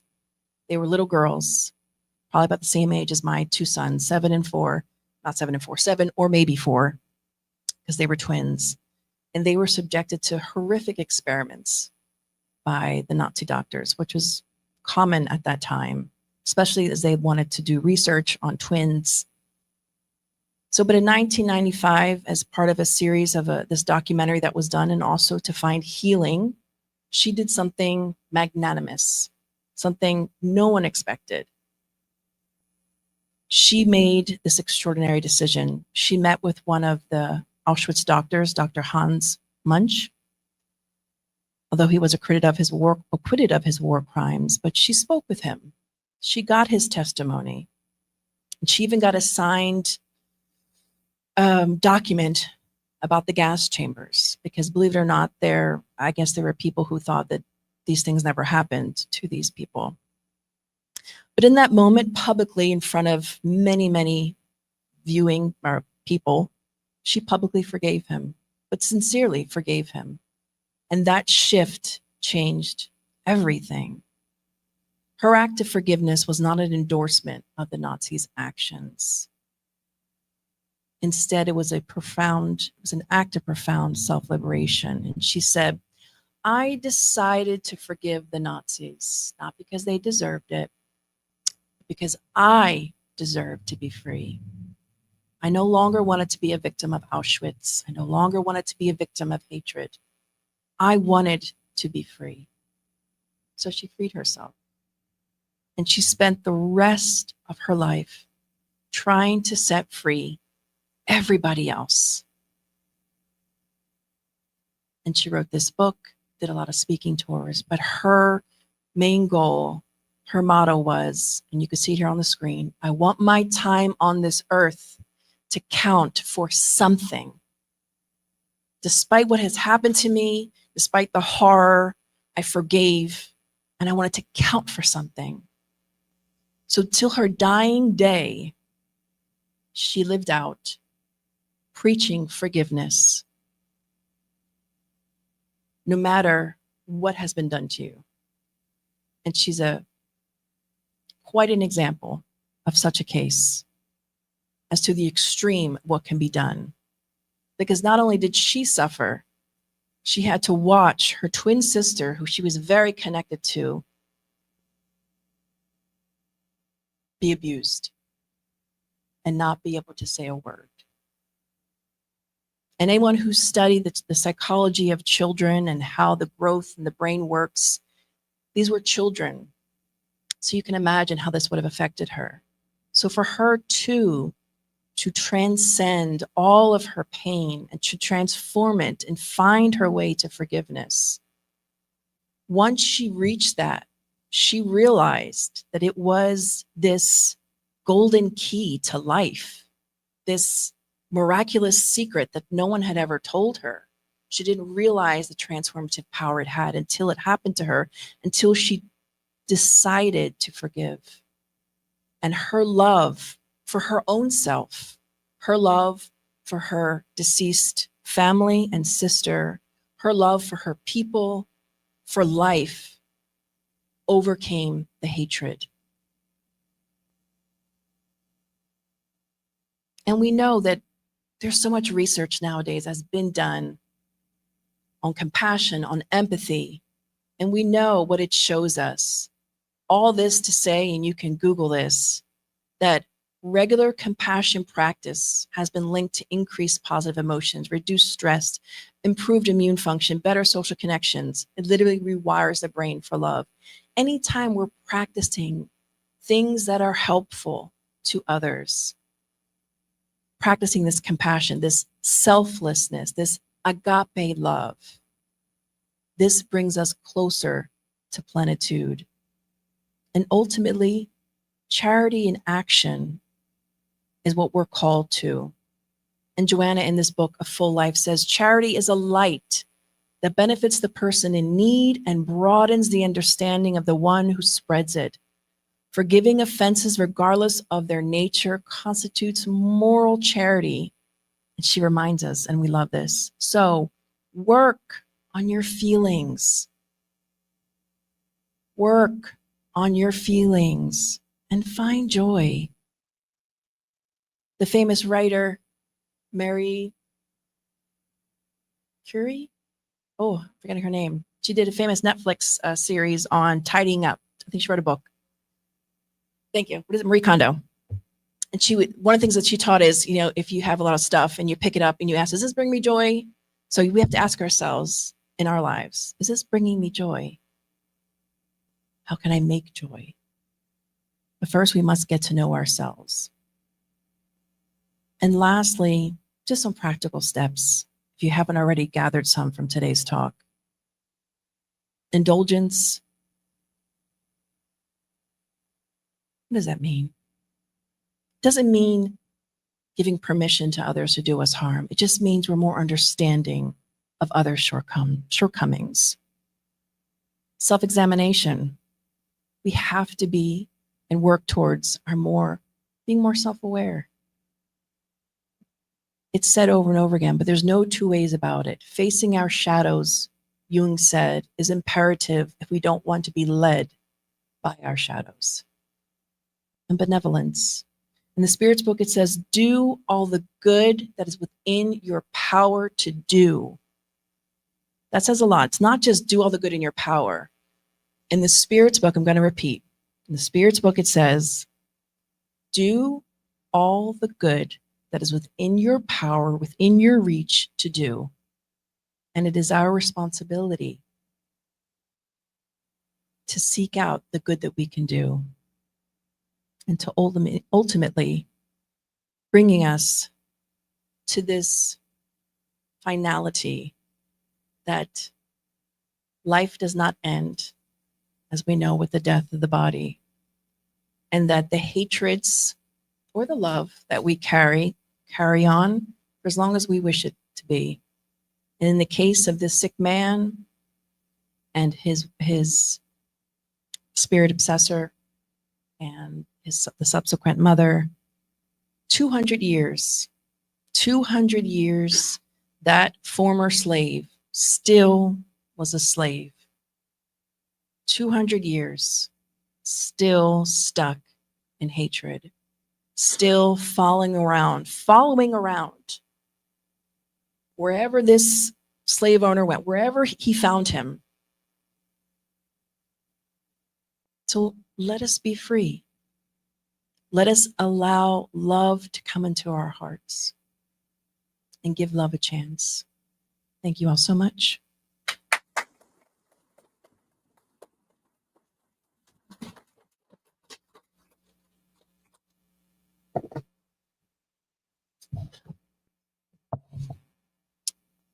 Thank you, Kirsten, for a very impactful presentation.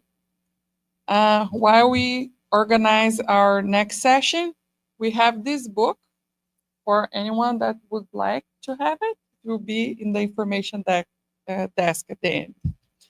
So now we would like to invite Bradley Appling to the final session of our symposium. Introduced to Spiritism in 2002, Bradley has been involved in many Spiritist studies and activities. Currently, he serves on the board of the Germantown Spiritist Society and participates in the Spiritist movement as a speaker and a volunteer. Professionally, Bradley holds a Bachelor's of Science in Mass Communication and a Master of Science in Information and Telecommunication Systems for Business. Please join us in welcoming Bradley Appling.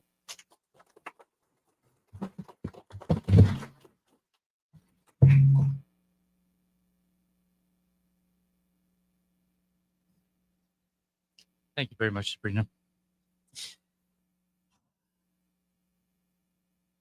Good afternoon, Botaji. It's my pleasure to welcome all of you to today's panel discussion, and thank you for joining us. I'll be your moderator for this very engaging session. I'm looking forward to guiding our conversation and ensuring that we hear a variety of perspectives from our esteemed panelists. As we proceed, I encourage our audience members to actively participate by raising your hand and standing up when you wish to ask a question. I kindly ask that we do keep our inquiries focused on today's topic to ensure a meaningful and productive dialogue. So let's dive right in. And to begin with, I would like to invite our panelists to please come to the seats in the front. Ms. Sylvie Porfiry, Ms. Amanda Souto, and Ms. Kristen DeMello.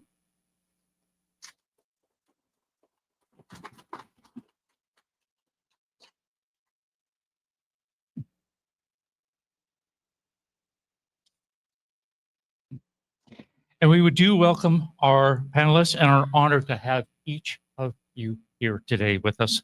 We deeply appreciate the expertise and insights you will bring to today's conversation. Your diverse backgrounds and experiences promise to enrich our discussion and provide valuable perspectives for everyone in attendance, as well as those tuning in via the live stream. Again, if any of you in the audience wish to ask a question, please raise your hand and a volunteer will bring the microphone to you. So, any questions, my dear people? Please.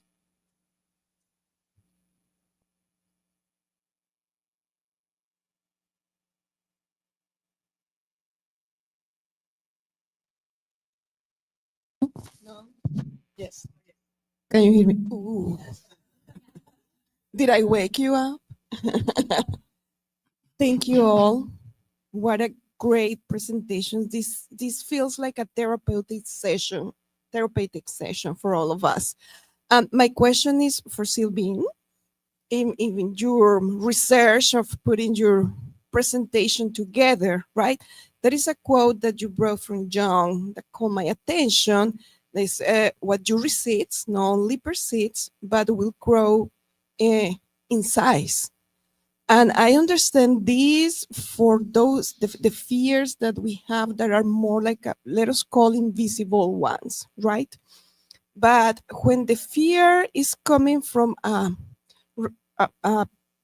material source, like you see the threat in there, you see the menace there. And I'm talking about current events in our nation. When there is people that truly fear for their lives. There is people that truly fear to speak out because something is going to happen. So how can we, as a spiritists, not only help ourselves, but help others in facing these real threats that generate fears?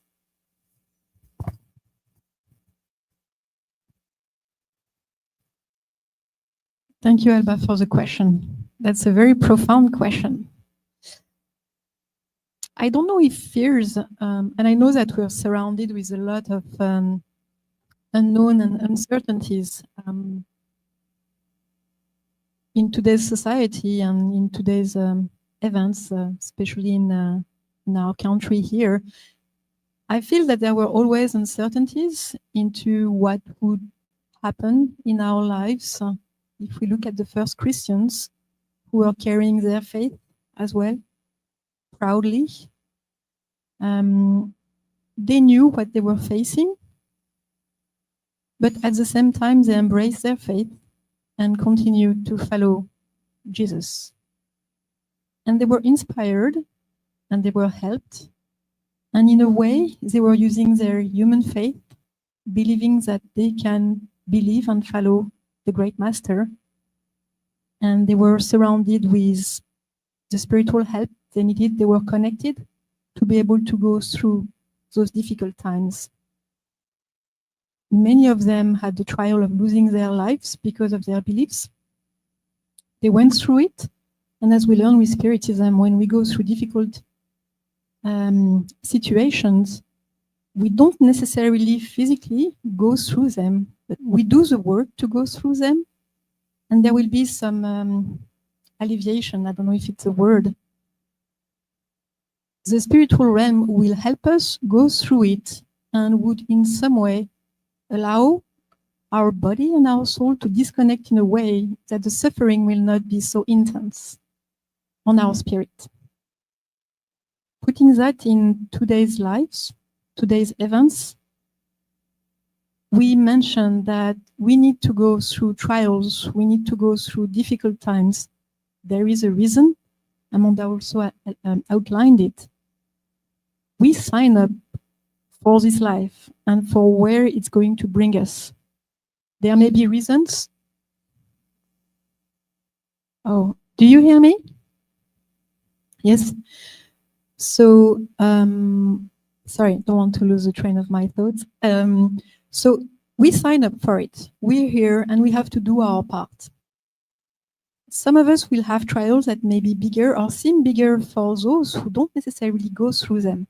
We have to know that we have this power within us to go through the trials, the difficulties we will go through. And with the same kind of the analogy of the fear when you go on top of the Eiffel Tower, Alba, you may think that these people are fearing for their lives, and I'm sure they do. But if they do, there is a reason for it. And we have to trust our master that there is a reason for it. What we can do is to assist them. We can assist them in the physical realm with our human faith. We can do it. And with our divine faith is praying for them, being of assistance.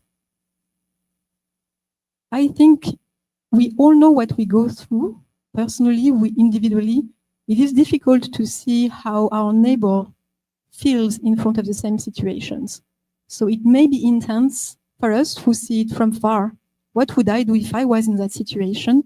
But like the fight and flight, sometimes we would kind of surprise ourselves with what we are able to do if we're able to believe in it. And if we're able to believe that we are not alone. I hope that answers your question.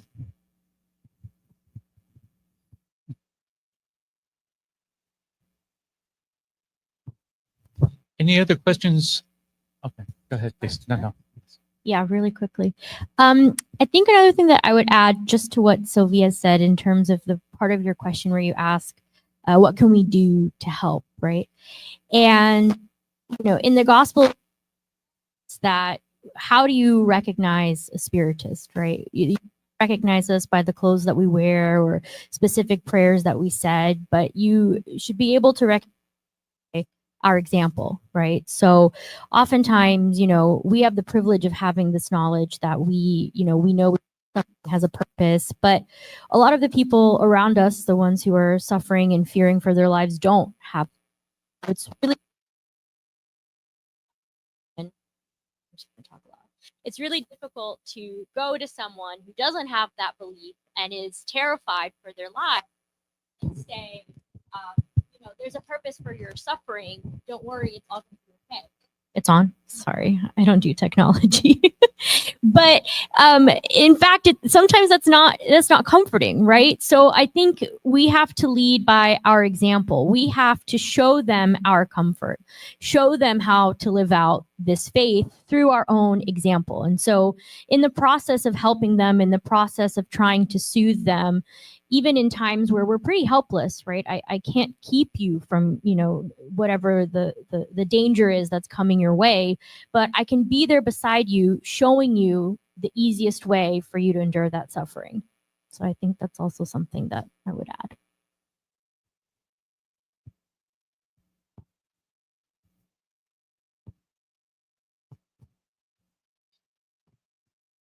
Are there any other questions in the minds of the audience? Gentleman in the back.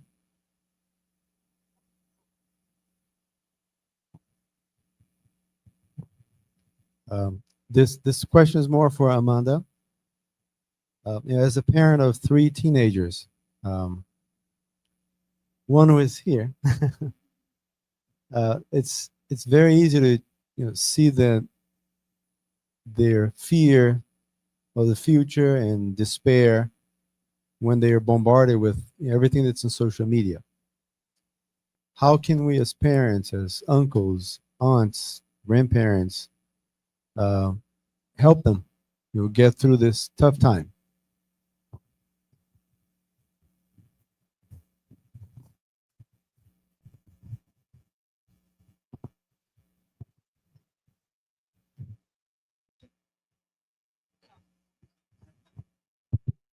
They keep pointing to this button. Okay, I'm sorry. So this is a great question. I teach all 3 of his lovely adolescent children, so you got to be sure to answer this correctly.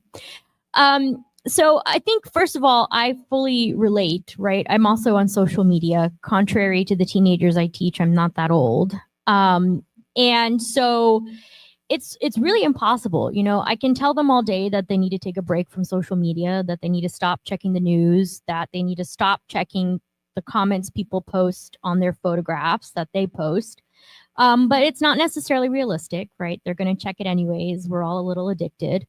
But I think the best thing that I can do as their teacher, as their, you know, mentor or friend, is to continue to drive home this point about hope, right? This idea that we have a spiritist in a nuanced and meaningful way. This concept that everything passes, that everything is temporary. I think, you know, as a teenager, your perception of time is really warped, right? It's really difficult to see the next day, much less, you know, this concept of immortal life.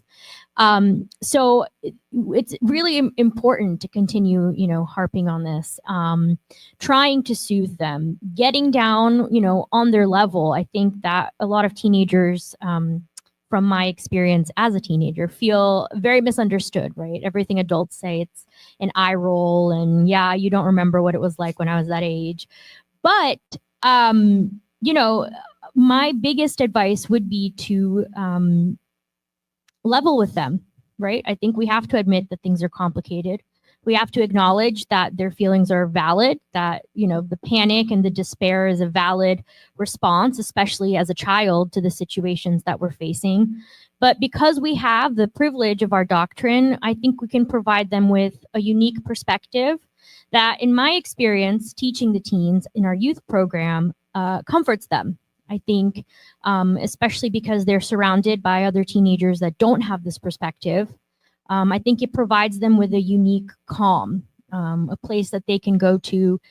At times, the parents, it really doesn't seem like the information is settling in, but I promise I see in class that it does. And I think little by little, the best we can do is plant these seeds of the knowledge of our doctrine. And eventually, as they mature and, you know, things start to change in their own, you know, frontal lobes start to develop, things really sink in. And I think it's a really important seed to plant for their future. And, you know, we can see it in me. I was a complicated teenager who struggled with being a spiritist as well. Yeah, I know. And it all panned out. My parents planted those seeds. They drove the point home. They were really, really firm in their faith and my position in their faith. And in the end, it worked out, I think. Seems to have.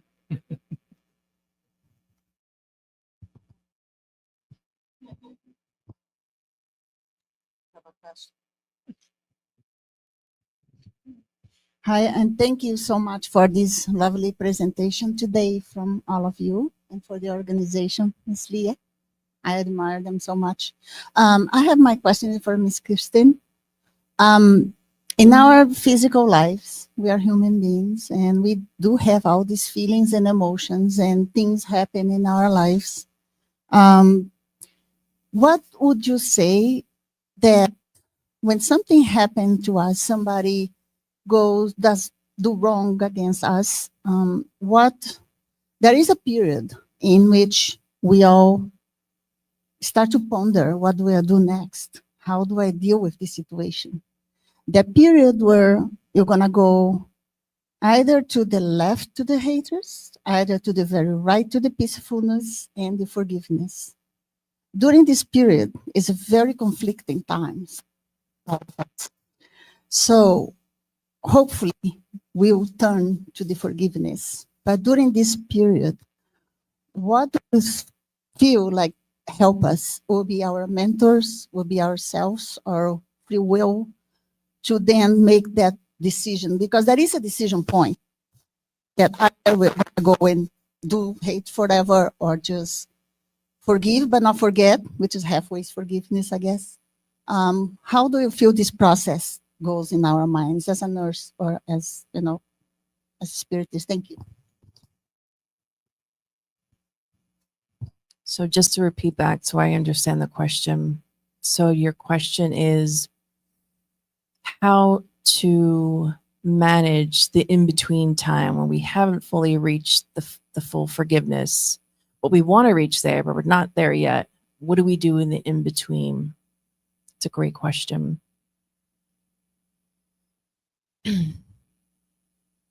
We are complex as human beings. We are individual and unique in our experiences. So I'll take the road that we've learned from Joanna DeAngelis and a lot of her psychology is a few things.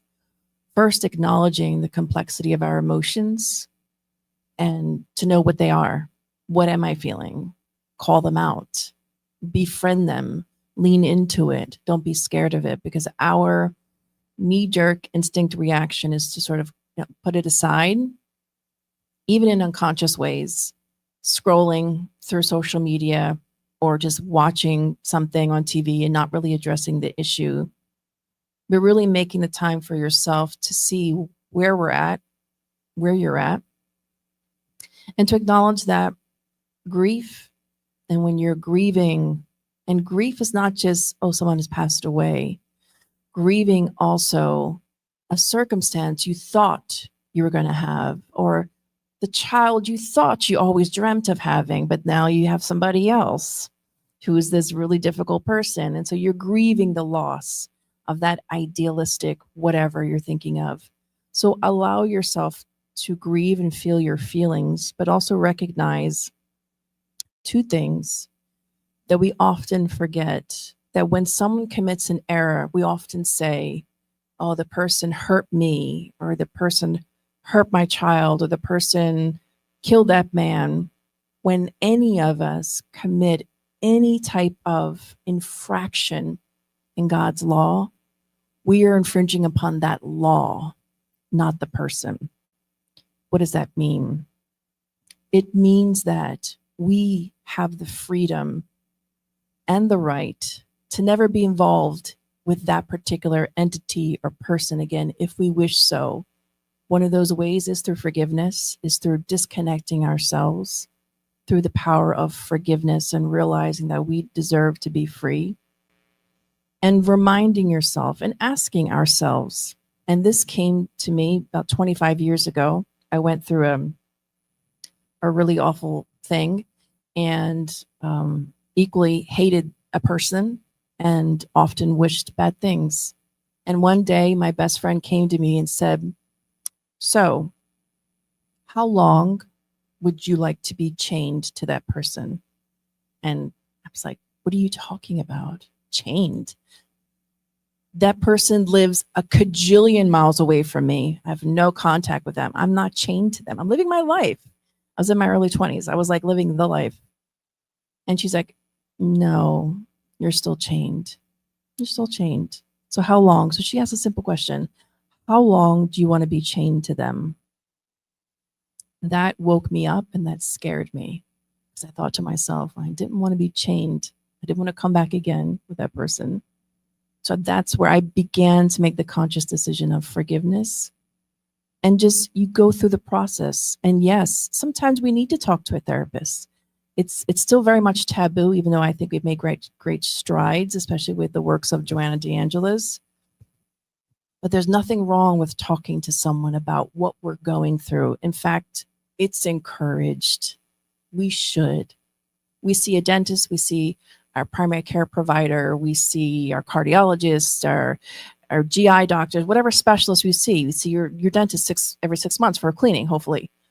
So why aren't we also checking in with someone? And give yourself time and compassion. That's an important piece. As Spiritists, as Christians, we can tend to be like, well, I'm Spiritist. I'm supposed to get there. I'm supposed to already forgive them. Or we have people around us that are like, but you're Spiritist. How can you not be there? How can you not forgive them? Because we're human. Having this human experience, we're just what we are. And accepting that and having compassion for ourselves, Joanna says, is a really important part of that healing process. So I hope that helps. Thank you for the question.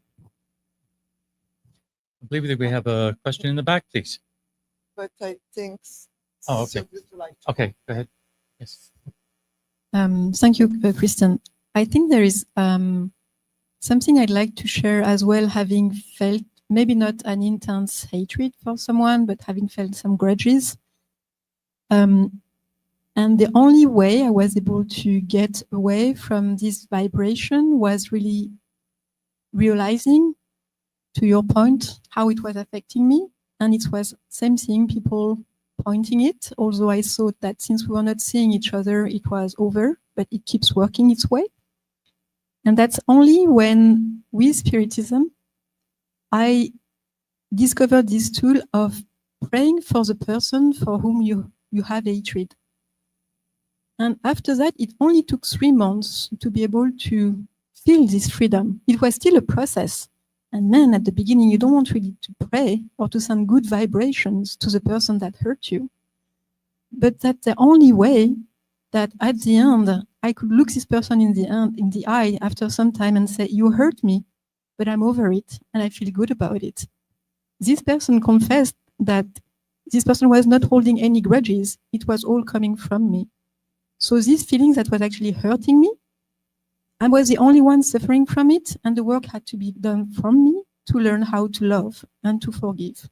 And after that, that was over. So it starts with us and the loving process that you shared with us.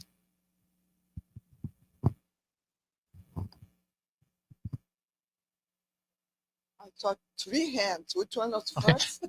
In the far back. Ladies first, if you don't mind. Hi, my name is Ili Rees, and just by way of a commentary about fear, and I think that the climate that we're living in right now, political and immigration and whatnot, is because we don't know. But if we read some of the Spiritist books, that we live in a world of trials and expiation, and there are 3 books starting with the planetary transition that will let us understand what is going on and why. And I think that will really help with the fears that we are having. And then it goes on with the dawn of a new era, and then is a 3rd book and others by Filomeno. And I think the worst part for us is to live in a world that is transitioning, but we don't know why and where is it going.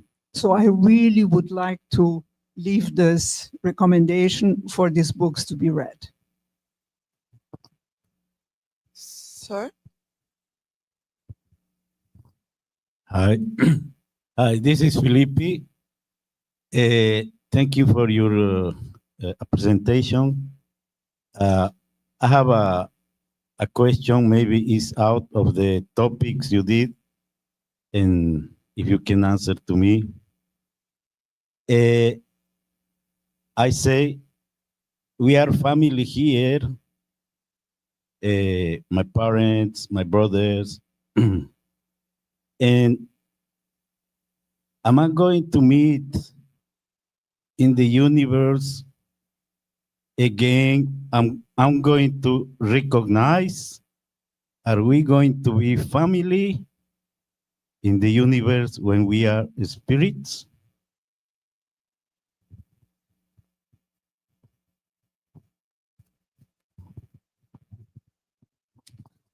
Thanks so much for the question. I think it's a pretty fundamental one, and Kardec goes pretty in depth and quite clearly in answering this question. And I think it also goes to Kristen's presentation that this relationship we build with spirits is something that carries beyond physical existences, right? Like I said in my presentation, our time on the physical plane comes in was actually relatively short bursts, right? The bulk of our lives are lived in the spiritual world. And the death of the body does not mean, the death of your consciousness, the death of your relationships. So these are things that continue.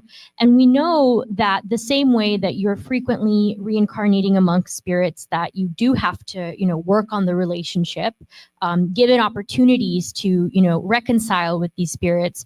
We're also typically born and reborn amongst kindred spirits, right? Spirits that we have this loving connection with, that are actually placed in our path sometimes to assist us in, this life. We've agreed to come back to support each other. And yes, there is this concept of reuniting in the spiritual world, right? There are lots of caveats, depending on your own state of mind, your own ability to connect with those spirits after the death of your body. But in answer to your question, yes, we are reunited. Yes, we are frequently reborn together, which I think is something very comforting. As a child, I would panic being a Spiritist child and learning that I was going to die and be born again. And what if I don't have the same mom? You know, like I love my mom. And, you know, this knowledge that, okay, I may not be your mom, but we are kindred souls. We are spiritual friends, right? Like we will continue in each other's paths one way or the other. So it's a very comforting concept that we have in our doctrine as well.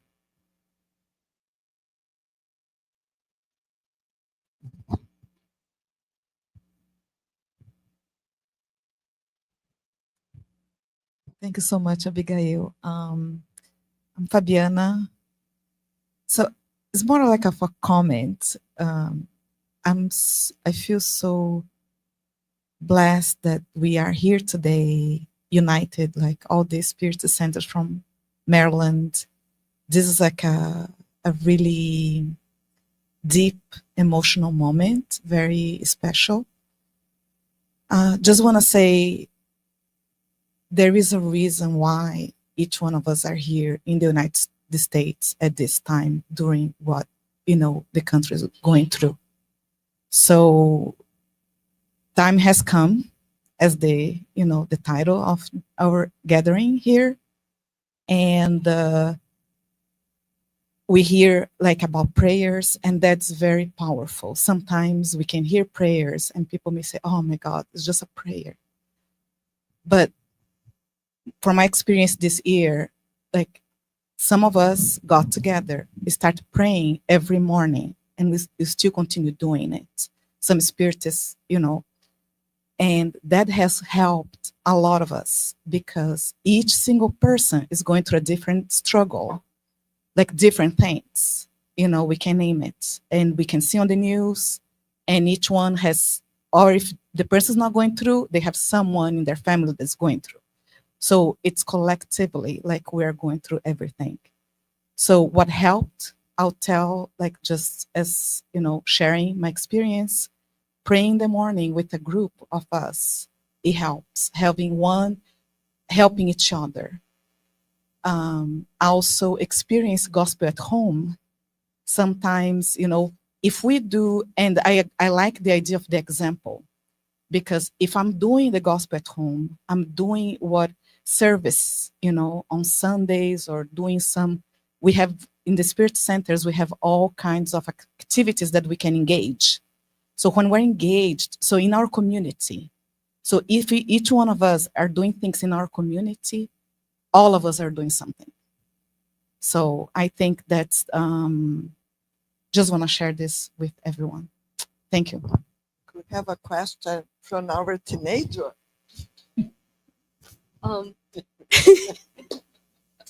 Okay. Okay. Does forgiveness take time?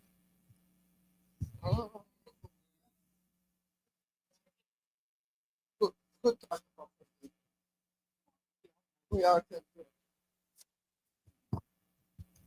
The question I believe that I heard was, does forgiveness take time?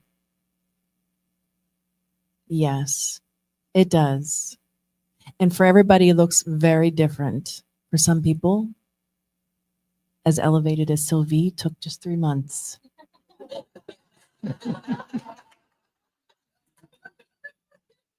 When we talk about lower level spirits, such as myself, it took me 8 years to get there.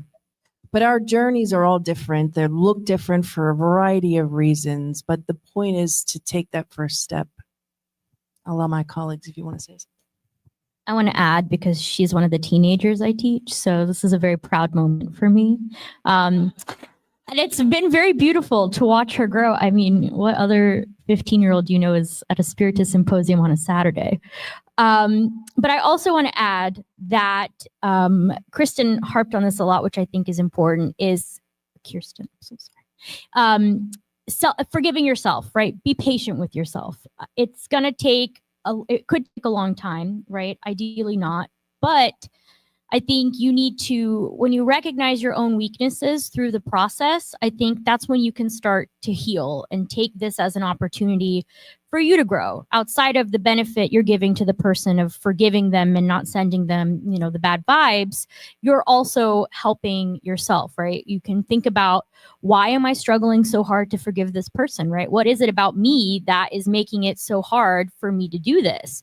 And I think little by little, you can start to kind of reflect on yourself. And as you change, which as a 15-year-old is the most ideal time for this to happen, you see that maybe forgiving them is easier than you originally thought, right? You become so inspired by your own change and how good that's making you feel that you kind of, you know, it's irrelevant to you to, you know, hang on to that grudge. Adding to what was said on the path of forgiveness, there is on the self-reflection that you're pointing on, Amanda, there is also the realization that I am suffering. Like when you realize that you are suffering, I realize that you would like to break this cycle of suffering continuously and not being able to see the end of it. And when you decide that I want to take action, I want to be in control of that suffering is consuming me. What can I do about it?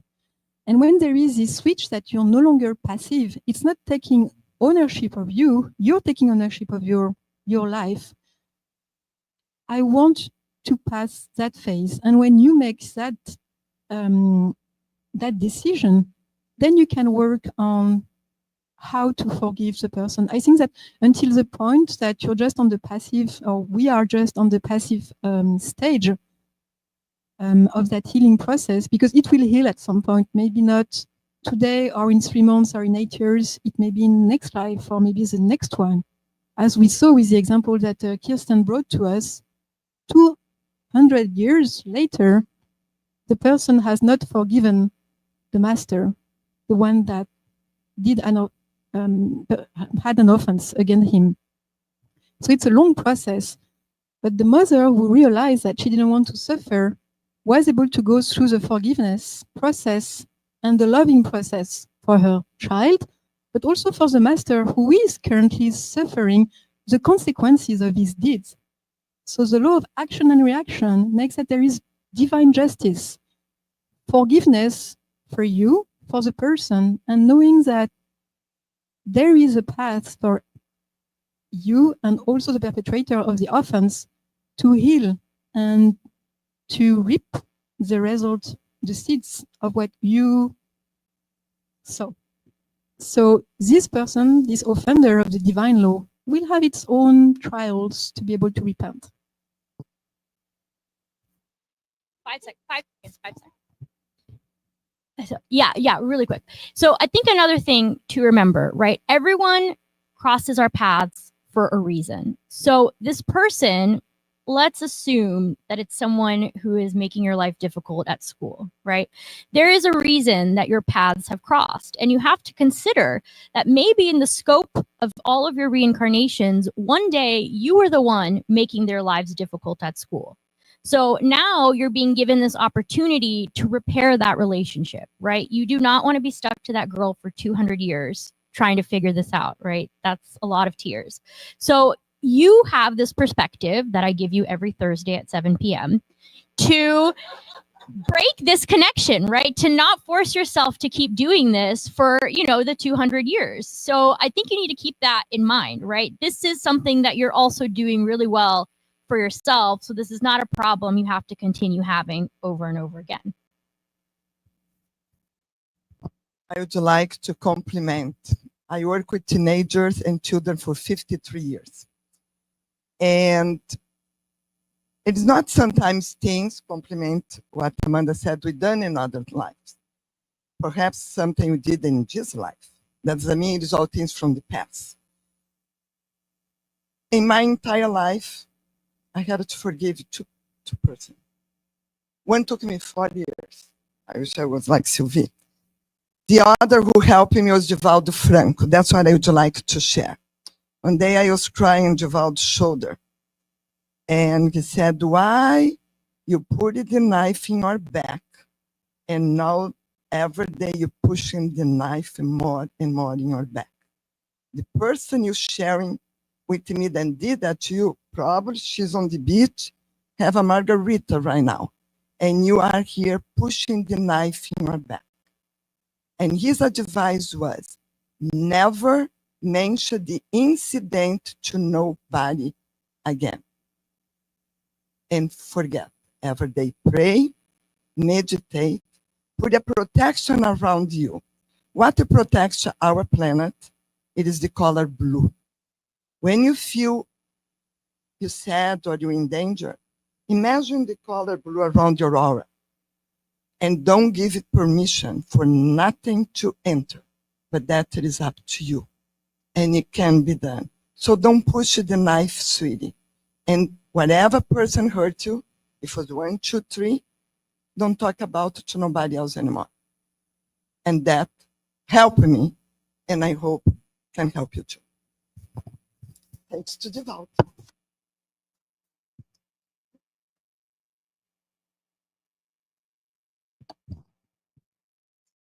Hello, everybody. I'm Andrea, and I have a question for Amanda again, and everybody can contribute as well.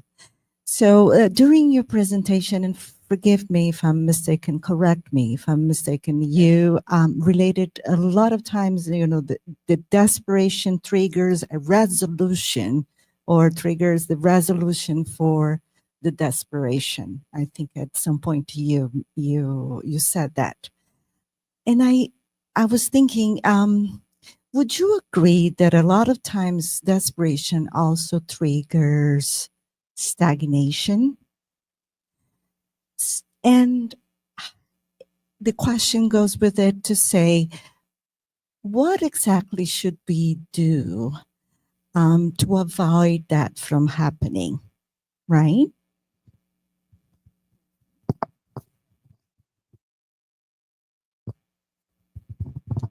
Well, you should use the 4 tools Spiritism has against despair. I think it's a valid question. And I think it's something that we're all really struggling with, me, myself. In the moments where you're faced with the craziness that we are, right, and that despair starts to hit, you have 2 paths that you can take, right? You can take the path of lighting the fire and figuring out a way out of your situation or a way out of the frame of mind that you're in. Or you can also, it can consume you and it can cause you to just stagnate, right? I think a lot of that comes from, avoidance, like Suvi mentioned, right? I don't want to think about that. I think, depression, for example, I think is an excellent example.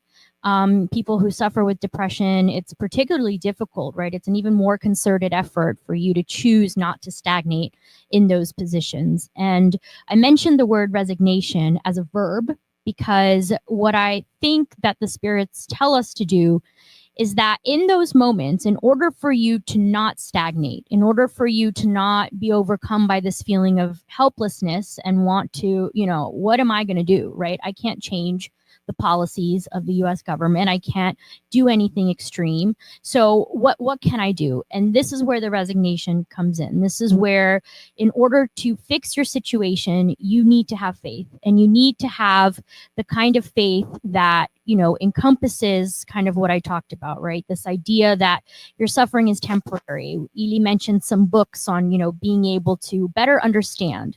If you can better understand, and the Spiritist perspective gives a lot of information, I think then you have kind of a path forward, right? You have some guidelines on what you can do in that fork in the road to choose the side of action versus stagnation. And I think part of that is also recognizing that the path does nothing for us, right? That is going to continue. I think a big theme of both our doctrine and the presentations today is that the action starts with us. It's a concerted effort, a concerted decision, an active decision that you have to make. And we have all of the tools at our disposal. Like I mentioned, we have, the spiritual around us. But at the end of the day, you have to recognize that you're at that fork in the road and that you're choosing action, no matter how difficult that is. You're choosing resignation and acceptance. And also, I think there needs to be a certain level of action, right? Some days you're just going to feel the need to stagnate. And I think that we also need to recognize that rest is productive. So this idea of, I'm not saying give into the darkness, but this idea of sitting with the feeling and, you know, not feeling the panic and need to do something right away is also very valid. I think it's just something we have to recognize is not the permanent solution, right? We need to make an active decision to have faith, resign in the way the spirits tell us to. And I think that inherently leads us to action. I hope that answers your question. Thank you. Okay. I think we'll need to, in order to be able to keep in time, I think we'll need to conclude the panel discussion for today, even though there are many burning questions still remaining out there, but you will have time afterwards to speak with our panelists. So I do want to extend, on behalf of all of us, our heartfelt thanks to our panelists, Ms. Sylvie Porfirio, Ms. Manda Suto, and Ms. Kirsten DeMello, for sharing your valuable insights and expertise with us. Your contributions have made this session truly engaging and thought-provoking. And thank you to our audience, present and online, for your thoughtful questions and active participation. It's been a pleasure moderating this conversation, and I hope everyone leaves with new perspectives and ideas to consider. On behalf of our organizing committee, I wish all of you a wonderful afternoon and look forward to seeing you at future events. Thank you, and do take care.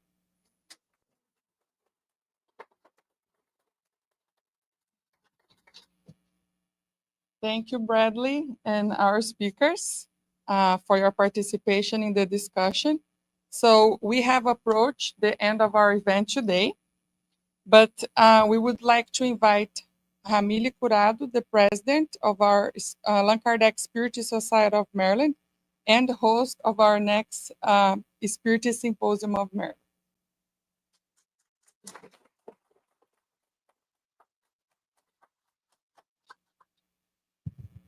Thank you. Good afternoon.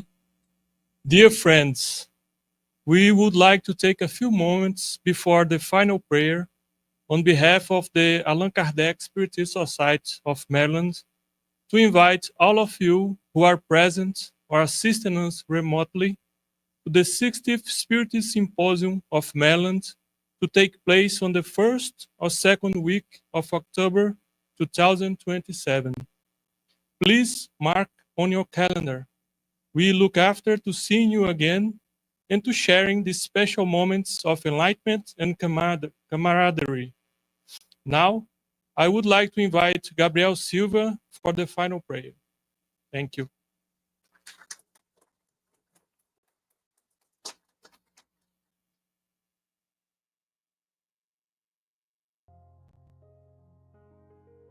So let's play. Just close your eyes. Just feel the energy around ourselves. Father, thank you for all the opportunities we have had. Thanks for the blessing of life. Thank you for our Father, our Master Jesus, for all the benefactor spirits that helps us every day on this path. Thank you for each of one of us here working for many years. This opportunity of bringing together the houses, all the Spiritist houses of Maryland.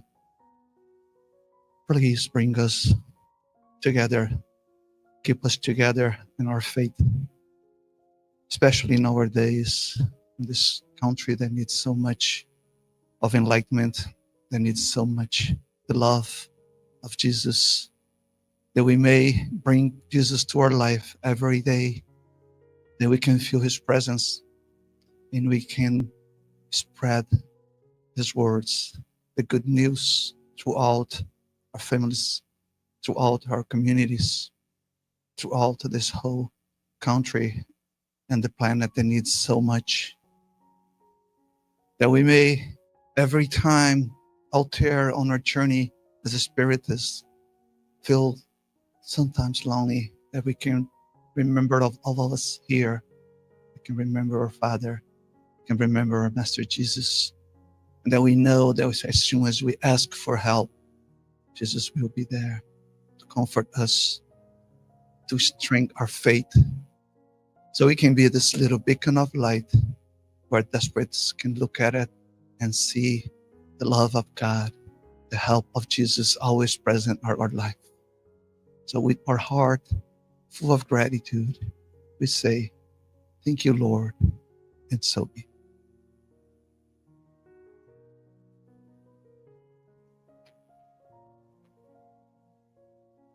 Okay, we hope that you enjoyed our event as much as we enjoyed organizing it for you. Please remember to participate in the symposium survey. And if you are starting to learn about Spiritism today, we invite you to speak with one of us, the volunteers or the presenters, and to attend our study meetings. You have the website here where you may find the contact information of our Spiritist centers. Please don't forget to check around you for your belongings as we're going to be closing the door. And as we heard today, the time has come for us to have faith over fear, hope over despair, and love over hatred. Thank you, everyone, for being here. We wish you a safe journey home, and we will see you during the next symposium. Thank you. Oh, also, housekeeping really quickly. We have 20 minutes to put this room back together. So we ask that you please leave promptly, and we invite you to enjoy the deck. We can stay there and mingle and talk until 5 p.m. Thank you very much. Okay.